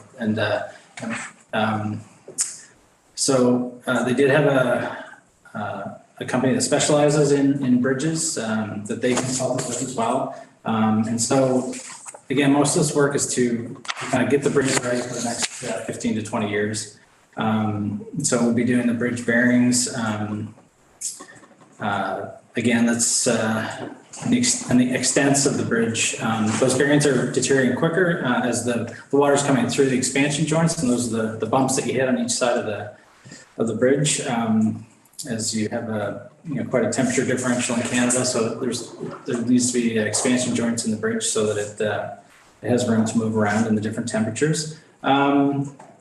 So kind of, I don't want to kind of repeat a lot of things, some of the that we already discussed in December, but so as part of this project, we would have, there would be some full bridge closure timeframes, and that would only be for times when the bridge actually has to be jacked up or down. So the actual bridge closure duration would be about 1.5 weeks. And in 2 to 3 days at a time. And that's our estimate at this time. The whole project would take about 4 months, but again, the bridge will still be accessible, either 2 lanes or 1 lane. There's kind of a cascading effect as the construction goes through. And the estimated cost is about $182,000. So we'll have re-asphalting or repaving the deck as a provisional item, it is still a bit unknown what the bids will come in at. The asphalt on the overpass north and southbound approaches are in poor condition in the deck, but we can have that work completed through our regular contract with our civil contractor, and it's probably going to be a lower cost because we do have reasonable pricing through that. And we did have some of that as provisional in the bid last year, and it was substantially higher than what we can get for a regular contractor. So the way that that would work is the contractor comes on site. They would define an area actually on the bridge where they would lay down their equipment and some of the materials, like on the deck, and then as they continue to kind of put more things, they'll kind of narrow down the laneway. So it will start to take, what we're imagining is that we'll probably want to be on the east side of the bridge, and kind of the lanes would kind of narrow up, but still have 2 lanes. And then at some point they may need to kind of go down to 1 lane as they get more materials and do more work on the bridge. And then if there's only 1 lane, then they'll have temporary lights on each side of the bridge, so that you're kind of just like you'd see on any kind of bridge project where it's down to 1 lane and you get lights on either side, letting people come and go appropriately.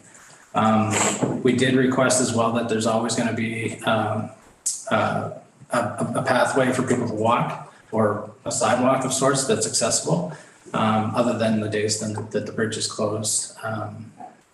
So that was a major request that we did have. And when the bridge is closed for those roughly 1.5 weeks, they'll have full traffic routing signs taking people down, kind of around over to Boundary and then down Churchill, and vice versa.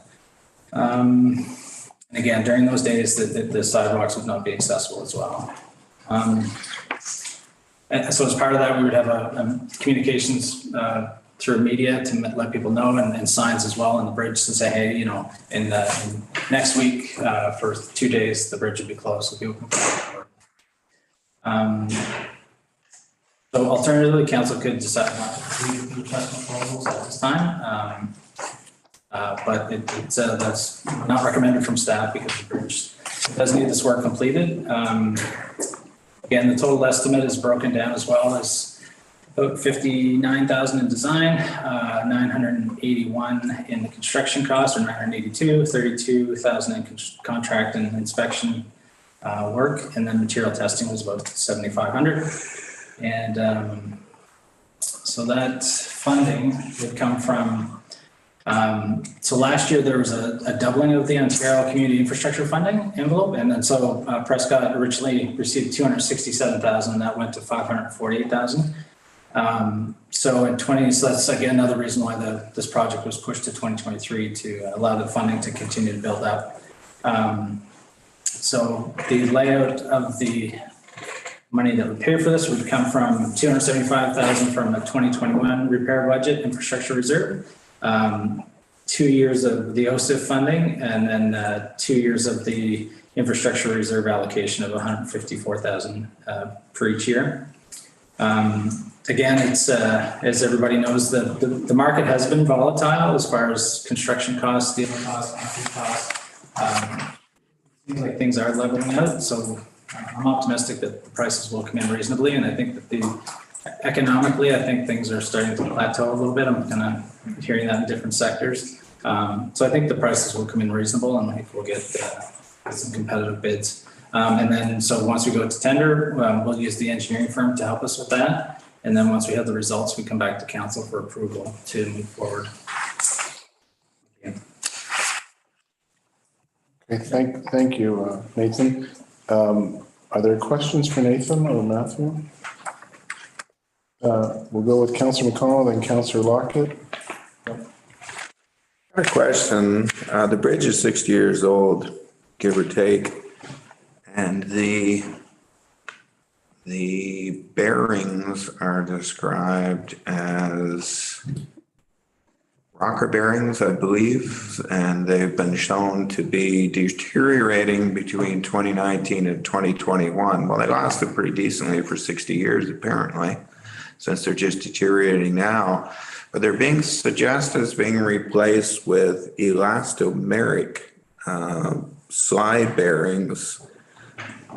You know what the difference is? So the bearings that are in there now, so a bridge sort of has to go this way and goes along the road, and then as far as sliding or movement, I guess, and then it translates as well, so rotates a little bit. I believe these bearings sort of just mainly do like a sliding effect, not necessarily rotational. And of course, this technology on all this is advanced since the bridge was built. So the new bearings would be, I believe they have a more kind of movement as far as the rotational aspect goes. So it's an advancement in technology, essentially from the last 20 or 30 years in bridge movement. Okay, I'll take that. That's a good explanation. Are they still made of the same type of steel I would expect as the old ones? Or I just hate the thing, it's got last in the word, which plastic also has a last in the word. And I just because it's new and improved, you know what I mean? The old bearings were 60 years old. Just because these are new and improved. It's like our water tower. It was new and improved, and not great. Yeah, maybe Matthew he's pretty good on the technical side too, as far as understanding how things work. So I believe this technology's been around for a few decades. And basically it allows, it's kind of two steel pieces and then kind of a Polyplastic surface in between that allows it to move. And so it moves with the bridge longitudinally as well as latitudinally. So it has kind of those four directions it can move as opposed to just the two that a rocker bearing allows for.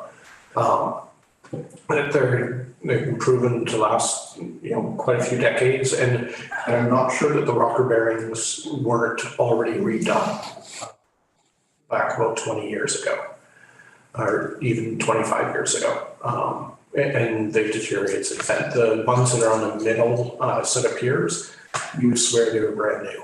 But the ones on the end underneath the the expansion joints, which is kind of where you expect water to get in, that's where they're deteriorating the most. Okay, that sounds okay. I got a comment too, and it relates to the point in time when we're down to one lane and you have a light at either end of the bridge.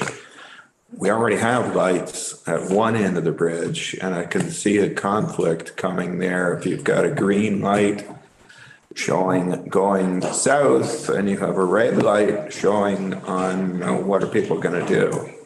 I think some coordination is going to have to, either you're going to have to put a flashing light on there during that time or something. We have to work through the exact logistics of it, but you're exactly right. It's either we use that set of lights to be able to perform what we need it to, or we add that second light further up the bridge. So there's a bit of a queuing area. So for cars that are waiting, aren't necessarily waiting on the north side of Churchill. They would be actually kind of waiting on the south side of Churchill, partly up the bridge. So we still have to let kind of the contractor decide exactly how they want to do that, but we'll have the say in making sure that it's safe either way.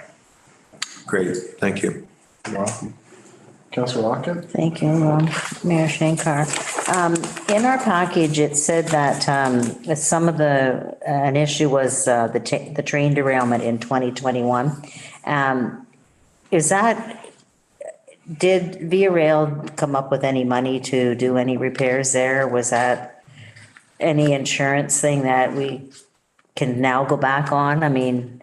Unfortunately not. So it only grazed one of the piers.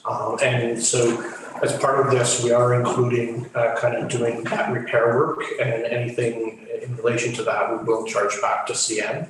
But there was no structural issue caused by the train derailment. And when it came off, one of the cars kind of scraped along that one pillar at the bottom, but it only did superficial scrapes. So there's nothing of any particular. Okay.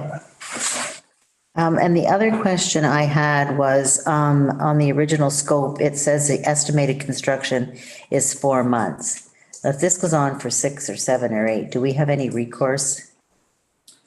That's a good question. I mean, contractors typically don't want to be there longer than they need to, but things happen. Yeah, I remember the last time it was a very long process.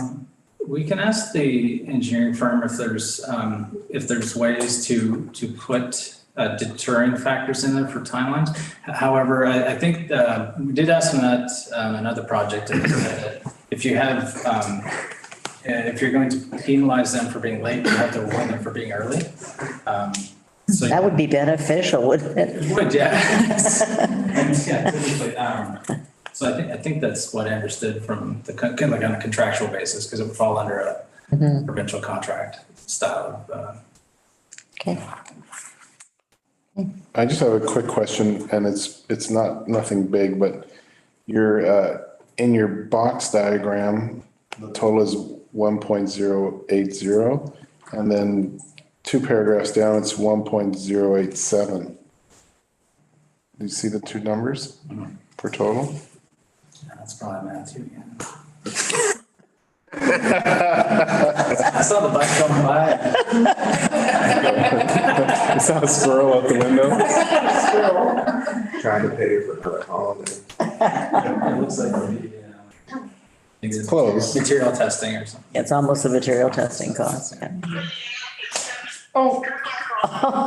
Thank you, Councilman. Oh, no. It's a typo. Okay. Any other questions? No? All in favor? Thank you. All right. Oh, it looks like we're on staff report 03/2023 budget. 2020 operational budget and administration and protective services is for information only. Oh, Mr. Armstrong, are you going to try this or Jessica? I'll do it. Oh, this. Yeah. Oh. Just noted that Councillor Young removed herself from the table and it's in the gallery. Thank you. So this evening, we're going to talk about the budget timeline, administrative, protective services, and then their summary to date. So we're at January 3rd. And so administrative and protective services, what we're talking about this evening, we just approved the large scale infrastructure project. So we're moving through that. Just a reminder, if you can send me your projects by the end of this week, so that we can add that to the overall project list. And we will be discussing that at the January 16th meeting. So for administration, it includes council, administration, and then taxation. So for council expenses, we're currently budgeted $147,000 for 2022. The projection is about $130,000. There was some travel, a couple of things like that, and conferences that didn't occur this year, so that's why it's underspending. And then it's estimated to go to $152,000 in 2023. So in that particular budget, council remuneration is pegged to the consumer price index for Ontario. And so, and it's in relation to the month of November. So that was 6.4%. And so as of January 1st, it's slated to go up by that amount. Also included in this budget is the travel and conference expenses. And so the budget is $800 for each member of council for when it comes to travel. And then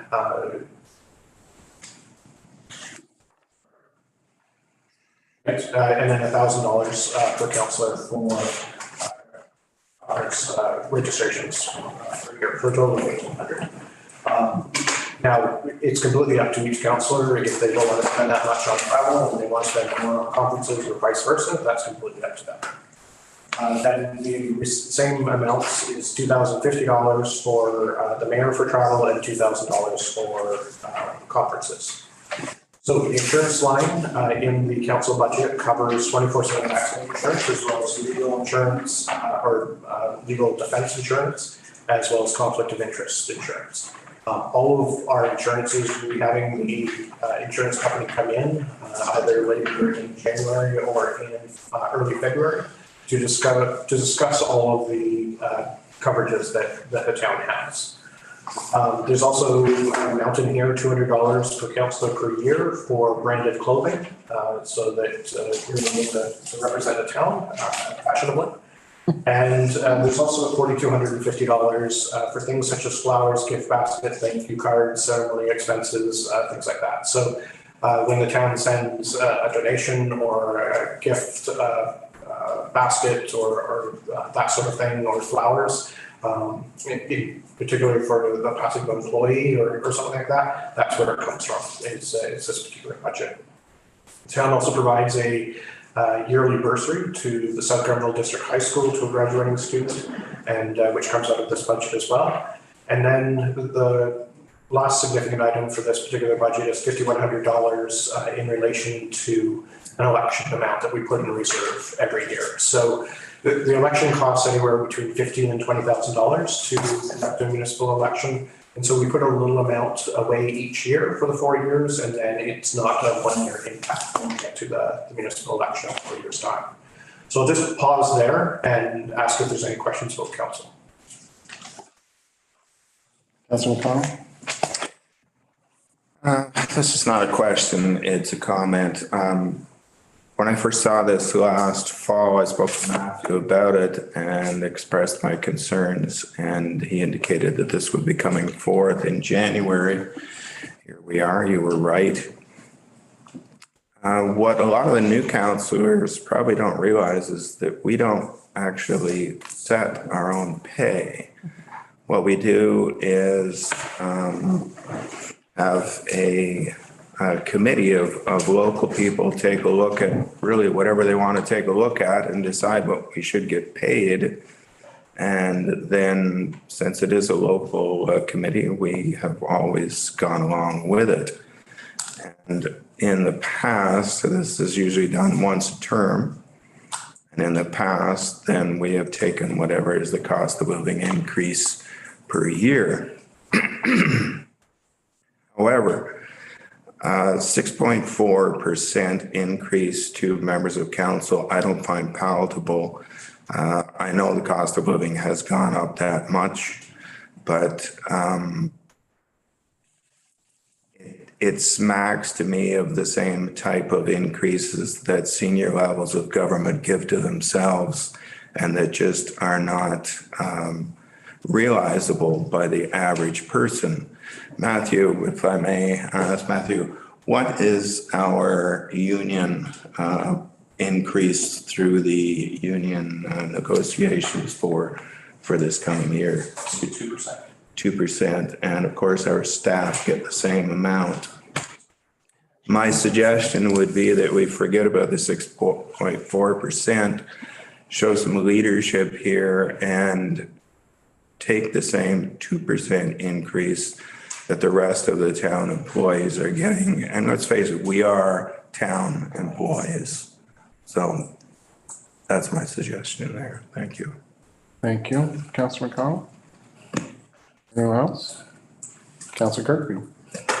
I would just like to say that I would back Councillor McConnell on that comment there. I know that I reached out to Mayor Shankar about the percentage increase in the optics of it, and just the 6.9 seemed high to me also. So anyways, I'd just like to show my approval for Councillor McConnell's comment. Thank you, Councillor Kirkby. Anyone else? Matthew, that is in our bylaw, correct, the COLA? How do we amend that or change that if that's the will of council? So we can bring back a report to the next meeting of council if you like, to kind of explain exactly what's in that bylaw. We can hold off on the increase until a decision is made. And then we would just amend the bylaw to say what it increases year after year effective at what date. Okay. Yeah, probably a report would be good for everyone. Seem to be giving myself lots of work. Get that number yet? Hey. Match it. Councillor Campbell.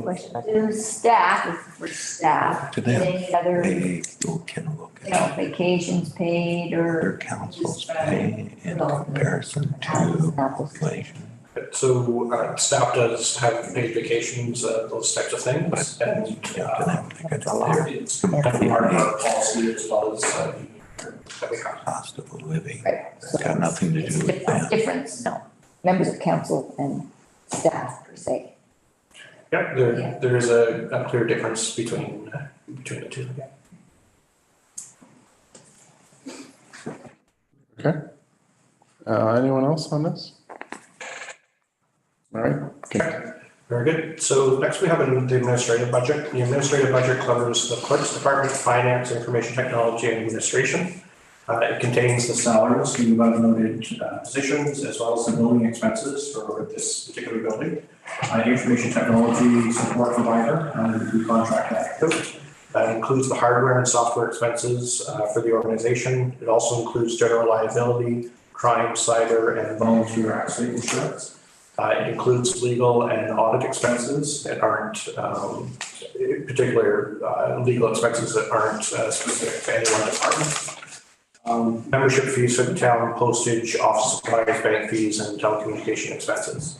So, I think we've talked previously about insurance that has gone up over the last year. And so we are working on some ideas of how we could reduce that.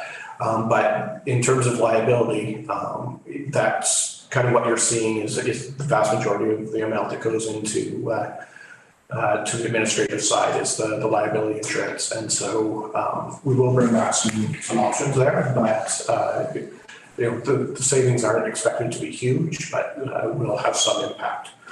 I have received a couple of questions about postage. We do mail out all of our property tax bills twice a year.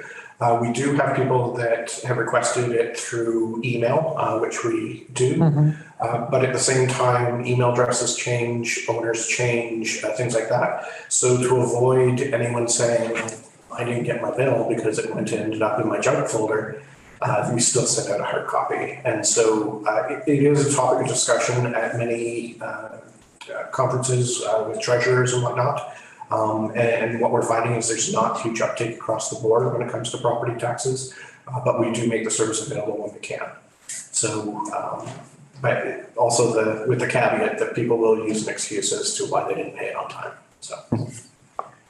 So really that's the kit and caboodle of this budget.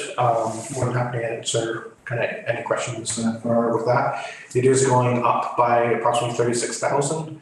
And there were a couple of things that we had this year that we didn't fully expend, such as legal fees and a couple of other areas. So we're expecting that will come in a bit under budget for 2022, but we kind of always return back to that to make sure that, and especially around legal fees, if it doesn't take long to chew through $20,000 in legal fees, if you have a couple of issues in the course of the year. Great. Okay, moving on to property taxation. So this budget, it really only covers a couple of items. And one is for yearly write-off of taxes. So any property owner has the ability to either request a reconsideration through MPAC or take their assessment appeal to the assessment tribunal. So we put in $12,000. I wouldn't expect hitting that next year simply because we're not going through a revaluation. But if we have a large property owner, $12,000 does not take a long time to get through, especially if they're requesting multiple years. At this point, I'm not aware of any multi-year request for reconsideration or appeals that we have on the books, but they can crop up from time to time. There's also the amount that we provide as a levy to MPAC. That's based on kind of an overall share of the pie for the MPAC levy of all municipalities and the total amount of property assessment, weighted property assessment that each municipality has. So we've already received our notice for 2023, and it was a small decrease over 2022 of approximately $400. So we're not, we won't see an increase there, which is good news. And finally, there's a large amount that we transfer to reserves in the amount of $331,000 in this budget. And it's broken down into community improvement plan reserve. We put $25,000 into that each year to support the community improvement plan. Building reserve about just shy of $10,000, fiscal policy $70,000, public works reserve $3,900, and then as you've before I've mentioned the dedicated infrastructure reserve a couple of times. So there's $222,000 that goes into that reserve. There's another amount in the next presentation that you receive on the 16th. That's about another $50,000 that goes into that reserve. And each year we've been increasing that contribution by 1%. So at the end of 10 years, we'll be contributing approximately $600,000 to that reserve on a yearly basis. So that's kind of the majority of the taxation budget, and it's just a spot where we put in for that amount that goes into reserve. So for a total amount for administration, it's going from 1.39 million to 1.43 million, or an increase of about 40,000 from budget to budget, which is just shy of 3% increase. So I'll just pause there before we move to protective services. Councilor McConnell? Just a nosy question, if I may, Your Worship, and this goes back to an item that came before. Any idea what the worth is of this hotel that's proposed to be built? Certainly. So I think it's in the $5 to $10 million range that they're looking at, and that will produce commercial tax revenue. And so just in round figures, probably somewhere in the neighborhood of $60,000 to $75,000 a year in property tax. That was going to be my nosy question. Thank you. I thought people listening might be interested to hear that. Absolutely. Yeah. 60 to 75,000. Okay. Yep. Thank you very much. So next we'll move to protective services. And protective services includes fire service, police service, protective inspections, which is really our bylaw department, building permits, which is our building department, and emergency management. So when it comes to the firefighters, I provided a little information on the various apparatuses that we have in the fire service. But this budget also includes the salaries and benefits of the fire chief, as well as the administrative assistant and CMC. It includes the honorariums for the firefighters, training fees, firefighter accident insurance, the building expenses for the fire hall, vehicle expenses, including insurance, fuel, and repairs, equipment expenses, including certification, repairs, and replacements, public education and awareness, dispatch services that are provided to the city of Brockville, debt payment for the fire hall, debt payments for 2 fire trucks, as well as a transfer of to reserve of $30,000. So in 2023, we're expecting that to go from $738,000 to about $759,000, an increase of about $21,000. Any questions on the fire department?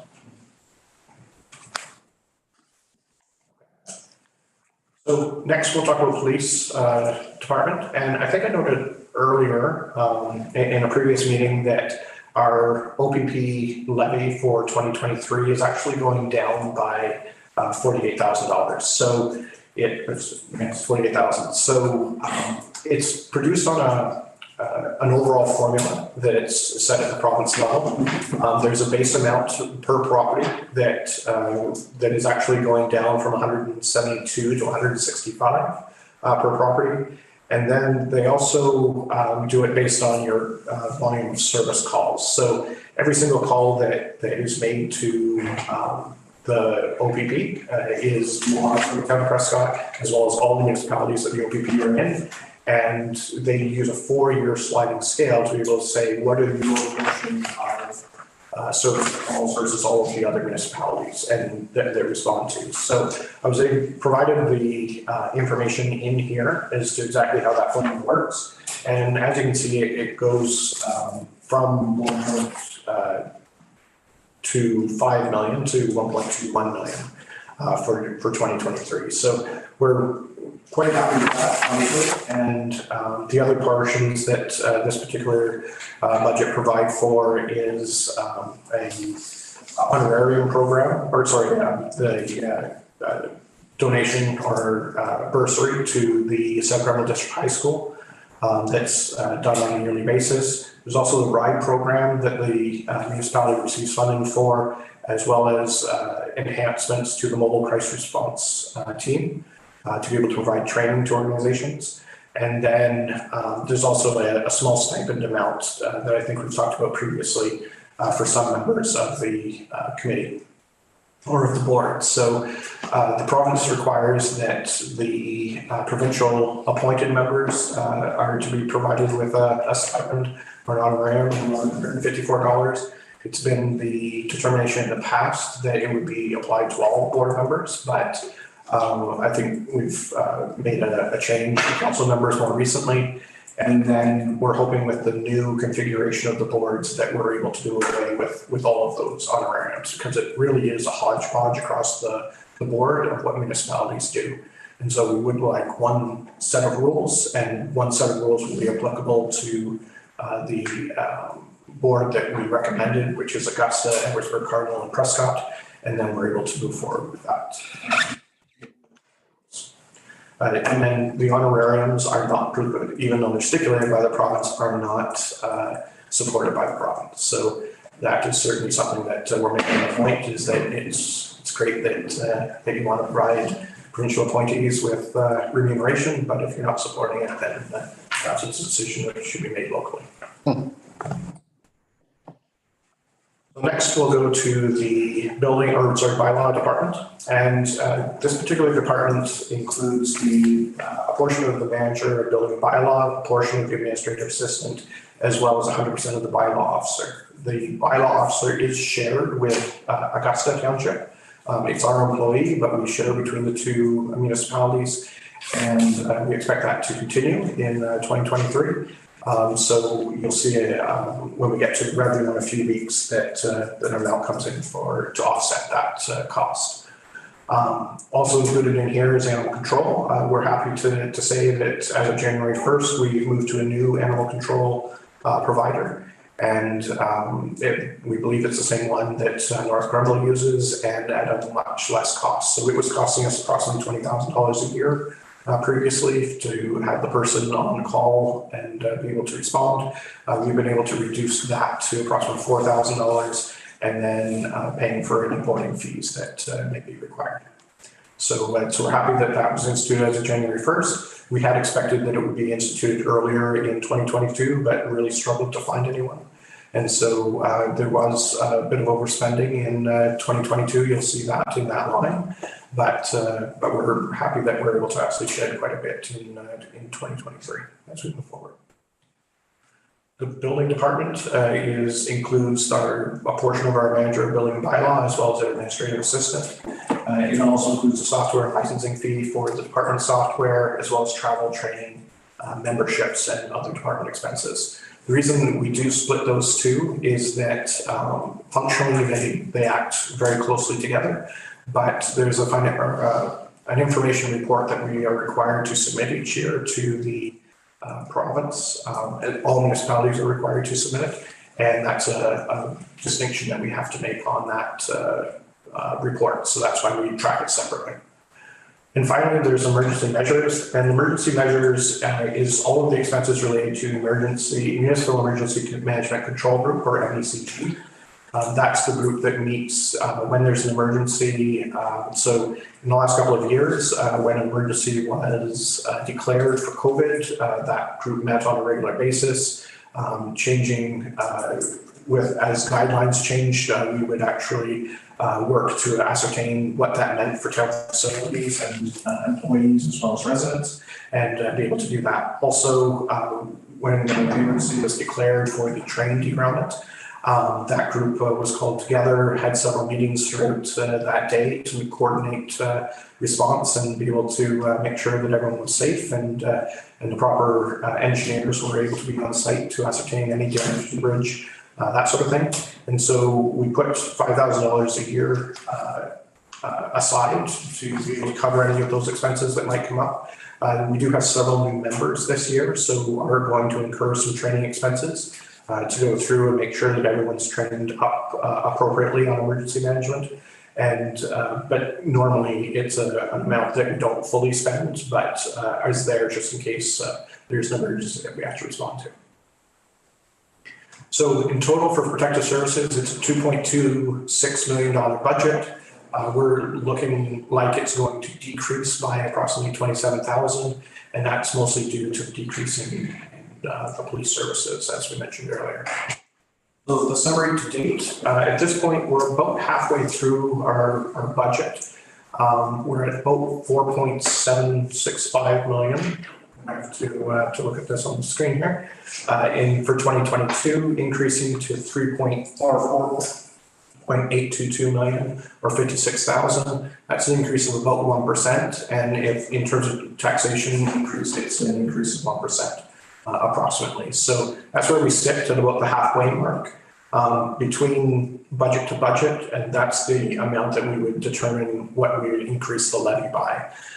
We also provide a little bit of information in terms of budget to projection, and we can see that it's increasing by 164. So in years such as the last few years where we haven't been doing a lot of training, a lot of travel, those types of things, we try to underspend in those areas as much as possible to be able to offset things like fuel, insurance, and whatnot. So we provide it in there to show, but when we get to the next grouping of budgets, we will show that we have experienced some large increases in fuel and insurance, those types of things that we've been able to use the savings from travel and training to be able to offset. So just an amount in there.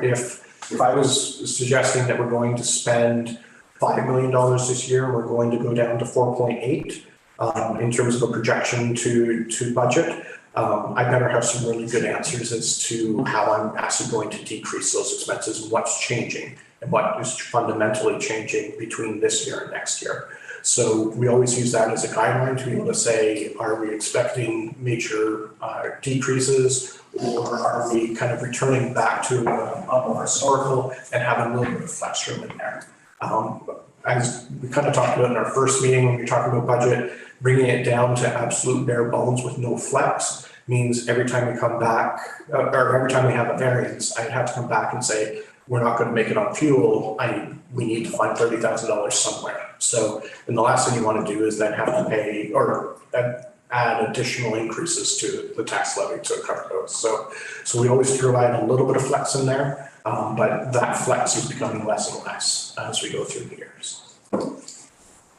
Matthew, on the summary today, assuming 5% increases that from joint services? Right now it's 5%. Just before Christmas, we found out that it could be considerably more. In their first draft, it is considerably more, and potentially we're looking at, I don't know, double or more for that increase. So that's something that we definitely need to be wary of as we move forward. Right. And so joint services for some of the new members include public health, paramedics, Ontario Works, St. Lawrence Lodge? No, so it's children's services and community housing. Correct. Yeah, the first initial we got was 15% from them, so hopefully there's a meeting next week. Hopefully that's not the case. So that's why we go through an interim process, so that we can incorporate new information as it comes up. And then once we get to kind of later in February, we should have a pretty good idea of what those levies are going to look like. All right, so our next budget meeting is for transportation, parks and recreation budgets on January 16th, as well as reviewing capital. It's not major capital, but it's just all the capital and project budgets that have come forward so far. It's just an initial look at that thing. We're not making decisions that evening on the actual projects that we're moving forward. Thank you. Thank you, Matthew. Any questions for Matthew on the budget? Sorry, for you. Yep. Looking ahead to the recreation budget, I'd be interested to know the difference between hiring the Y to run the park programs versus using our own department. Is that something that we'd be discussing budget-wise through the recreation in the next meeting? Sure. I can answer that question directly for you offline. If you just send me an email, I'm more than happy to answer that. Yeah, no problem. Yeah. It's just for my own clarification, back on the fire department. If our fire department gets called out to the 401 for an accident, does the province reimburse us for that? Absolutely. Okay. So there's a specific formula that is used. It's based on the number of vehicles that respond, as well as the number of time, and it's a stipulated rate that they provide per vehicle.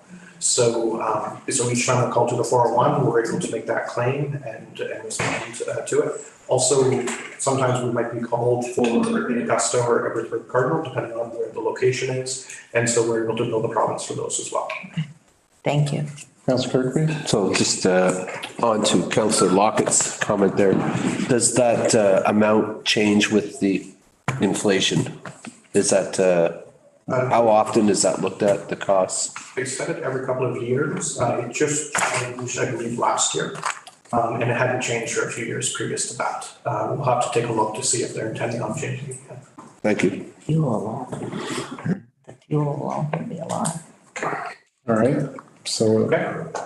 So again, that was for information. And I highly encourage any member of council to just send me an email if you have any questions about what we covered so far, about a specific line item, or about an upcoming budget, because I'm more than happy to answer that. And be able to incorporate that into future presentations as they arise. Great. Thank you. Okay, we can come back now. Councilor. Next on the agenda is resolutions. There are no resolutions tonight. 14 is bylaws. We have two bylaws. First one is interim tax levy bylaw. Hold on a sec. That bylaw 01-2023 being a bylaw to provide an interim tax levy for 2023 be read and passed, signed by the mayor and clerk and sealed by the seal of the corporation. Can I have a mover for that? Councilor McConnell, thank you. Seconded by Councilor Young. Is there any questions about this, or would you like Matthew to explain this? We did talk about it a little bit earlier. All in favor? Great. Thank you. The next one is bylaw 02-2023 being a bylaw to authorize temporary borrowing for the year 2023 be read and passed, signed by the mayor and clerk and sealed by the seal of the corporation. Can I have a mover and seconder for this one? Councilor Burton, and seconded by Councilor Young again. Any questions on this bylaw? Good. All in favor? Thank you. Okay. Moving on to new business, 15. There are 3 items under new business. The first one, Councilor Young provided a notice of motion at the previous council meeting for this motion.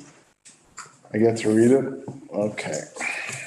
Motion, whereas the temporary Ontario staycation tax credit was introduced in 2022 for leisure stays between January 1st and December 31st, 2022, and whereas the Ontario staycation tax credit encourages Ontario families to explore the province while helping the tourism and the hospitality sectors recover from the financial impacts of the COVID-19 pandemic, and whereas the Tourism Industry Association of Ontario, TIAO, has found that the Ontario staycation tax credit has encouraged visitors to stay in Ontario, book trips where they had never visited before, and spend more on a visit than normal, thus supporting local economies. And whereas the Ontario staycation tax credit has had a positive impact and showcases the breadth of local tourism experiences and incentivizes visitor spending, and whereas the domestic spending supports our local industries and keeps dollars earned in Ontario, and whereas the Tourism Industry Association of Ontario supports the extension of the Ontario Staycations tax credit through 2023, and the credit be expanded to include transient boating in order to encourage Ontarians to visit waterfront communities. Now, therefore, the Corporation of the Town of Prescott supports the Tourism Industry Association of Ontario, requests to the Minister of Finance to extend the Ontario staycation tax credit until at least December 31st, 2023. A copy of this resolution be sent to the Honourable Peter Bethlin Falvey, MPP, Minister of Finance, the Honourable Steve Clark, MPP for Leeds, Granville, Thousand Islands and Rideau Lakes, Chris Bloor, President and CEO of Tourism Industry Association of Ontario, Dr. Jessica Ng, Director, Policy and Government Relations, Industry Association of Ontario, and all Leeds and Grenville municipalities. Yes, thanks a lot, Councilor Young. I would say you'd move that. Yes. Seconded by Councilor Kirkby. Any questions? No? All in favor? Good, thank you.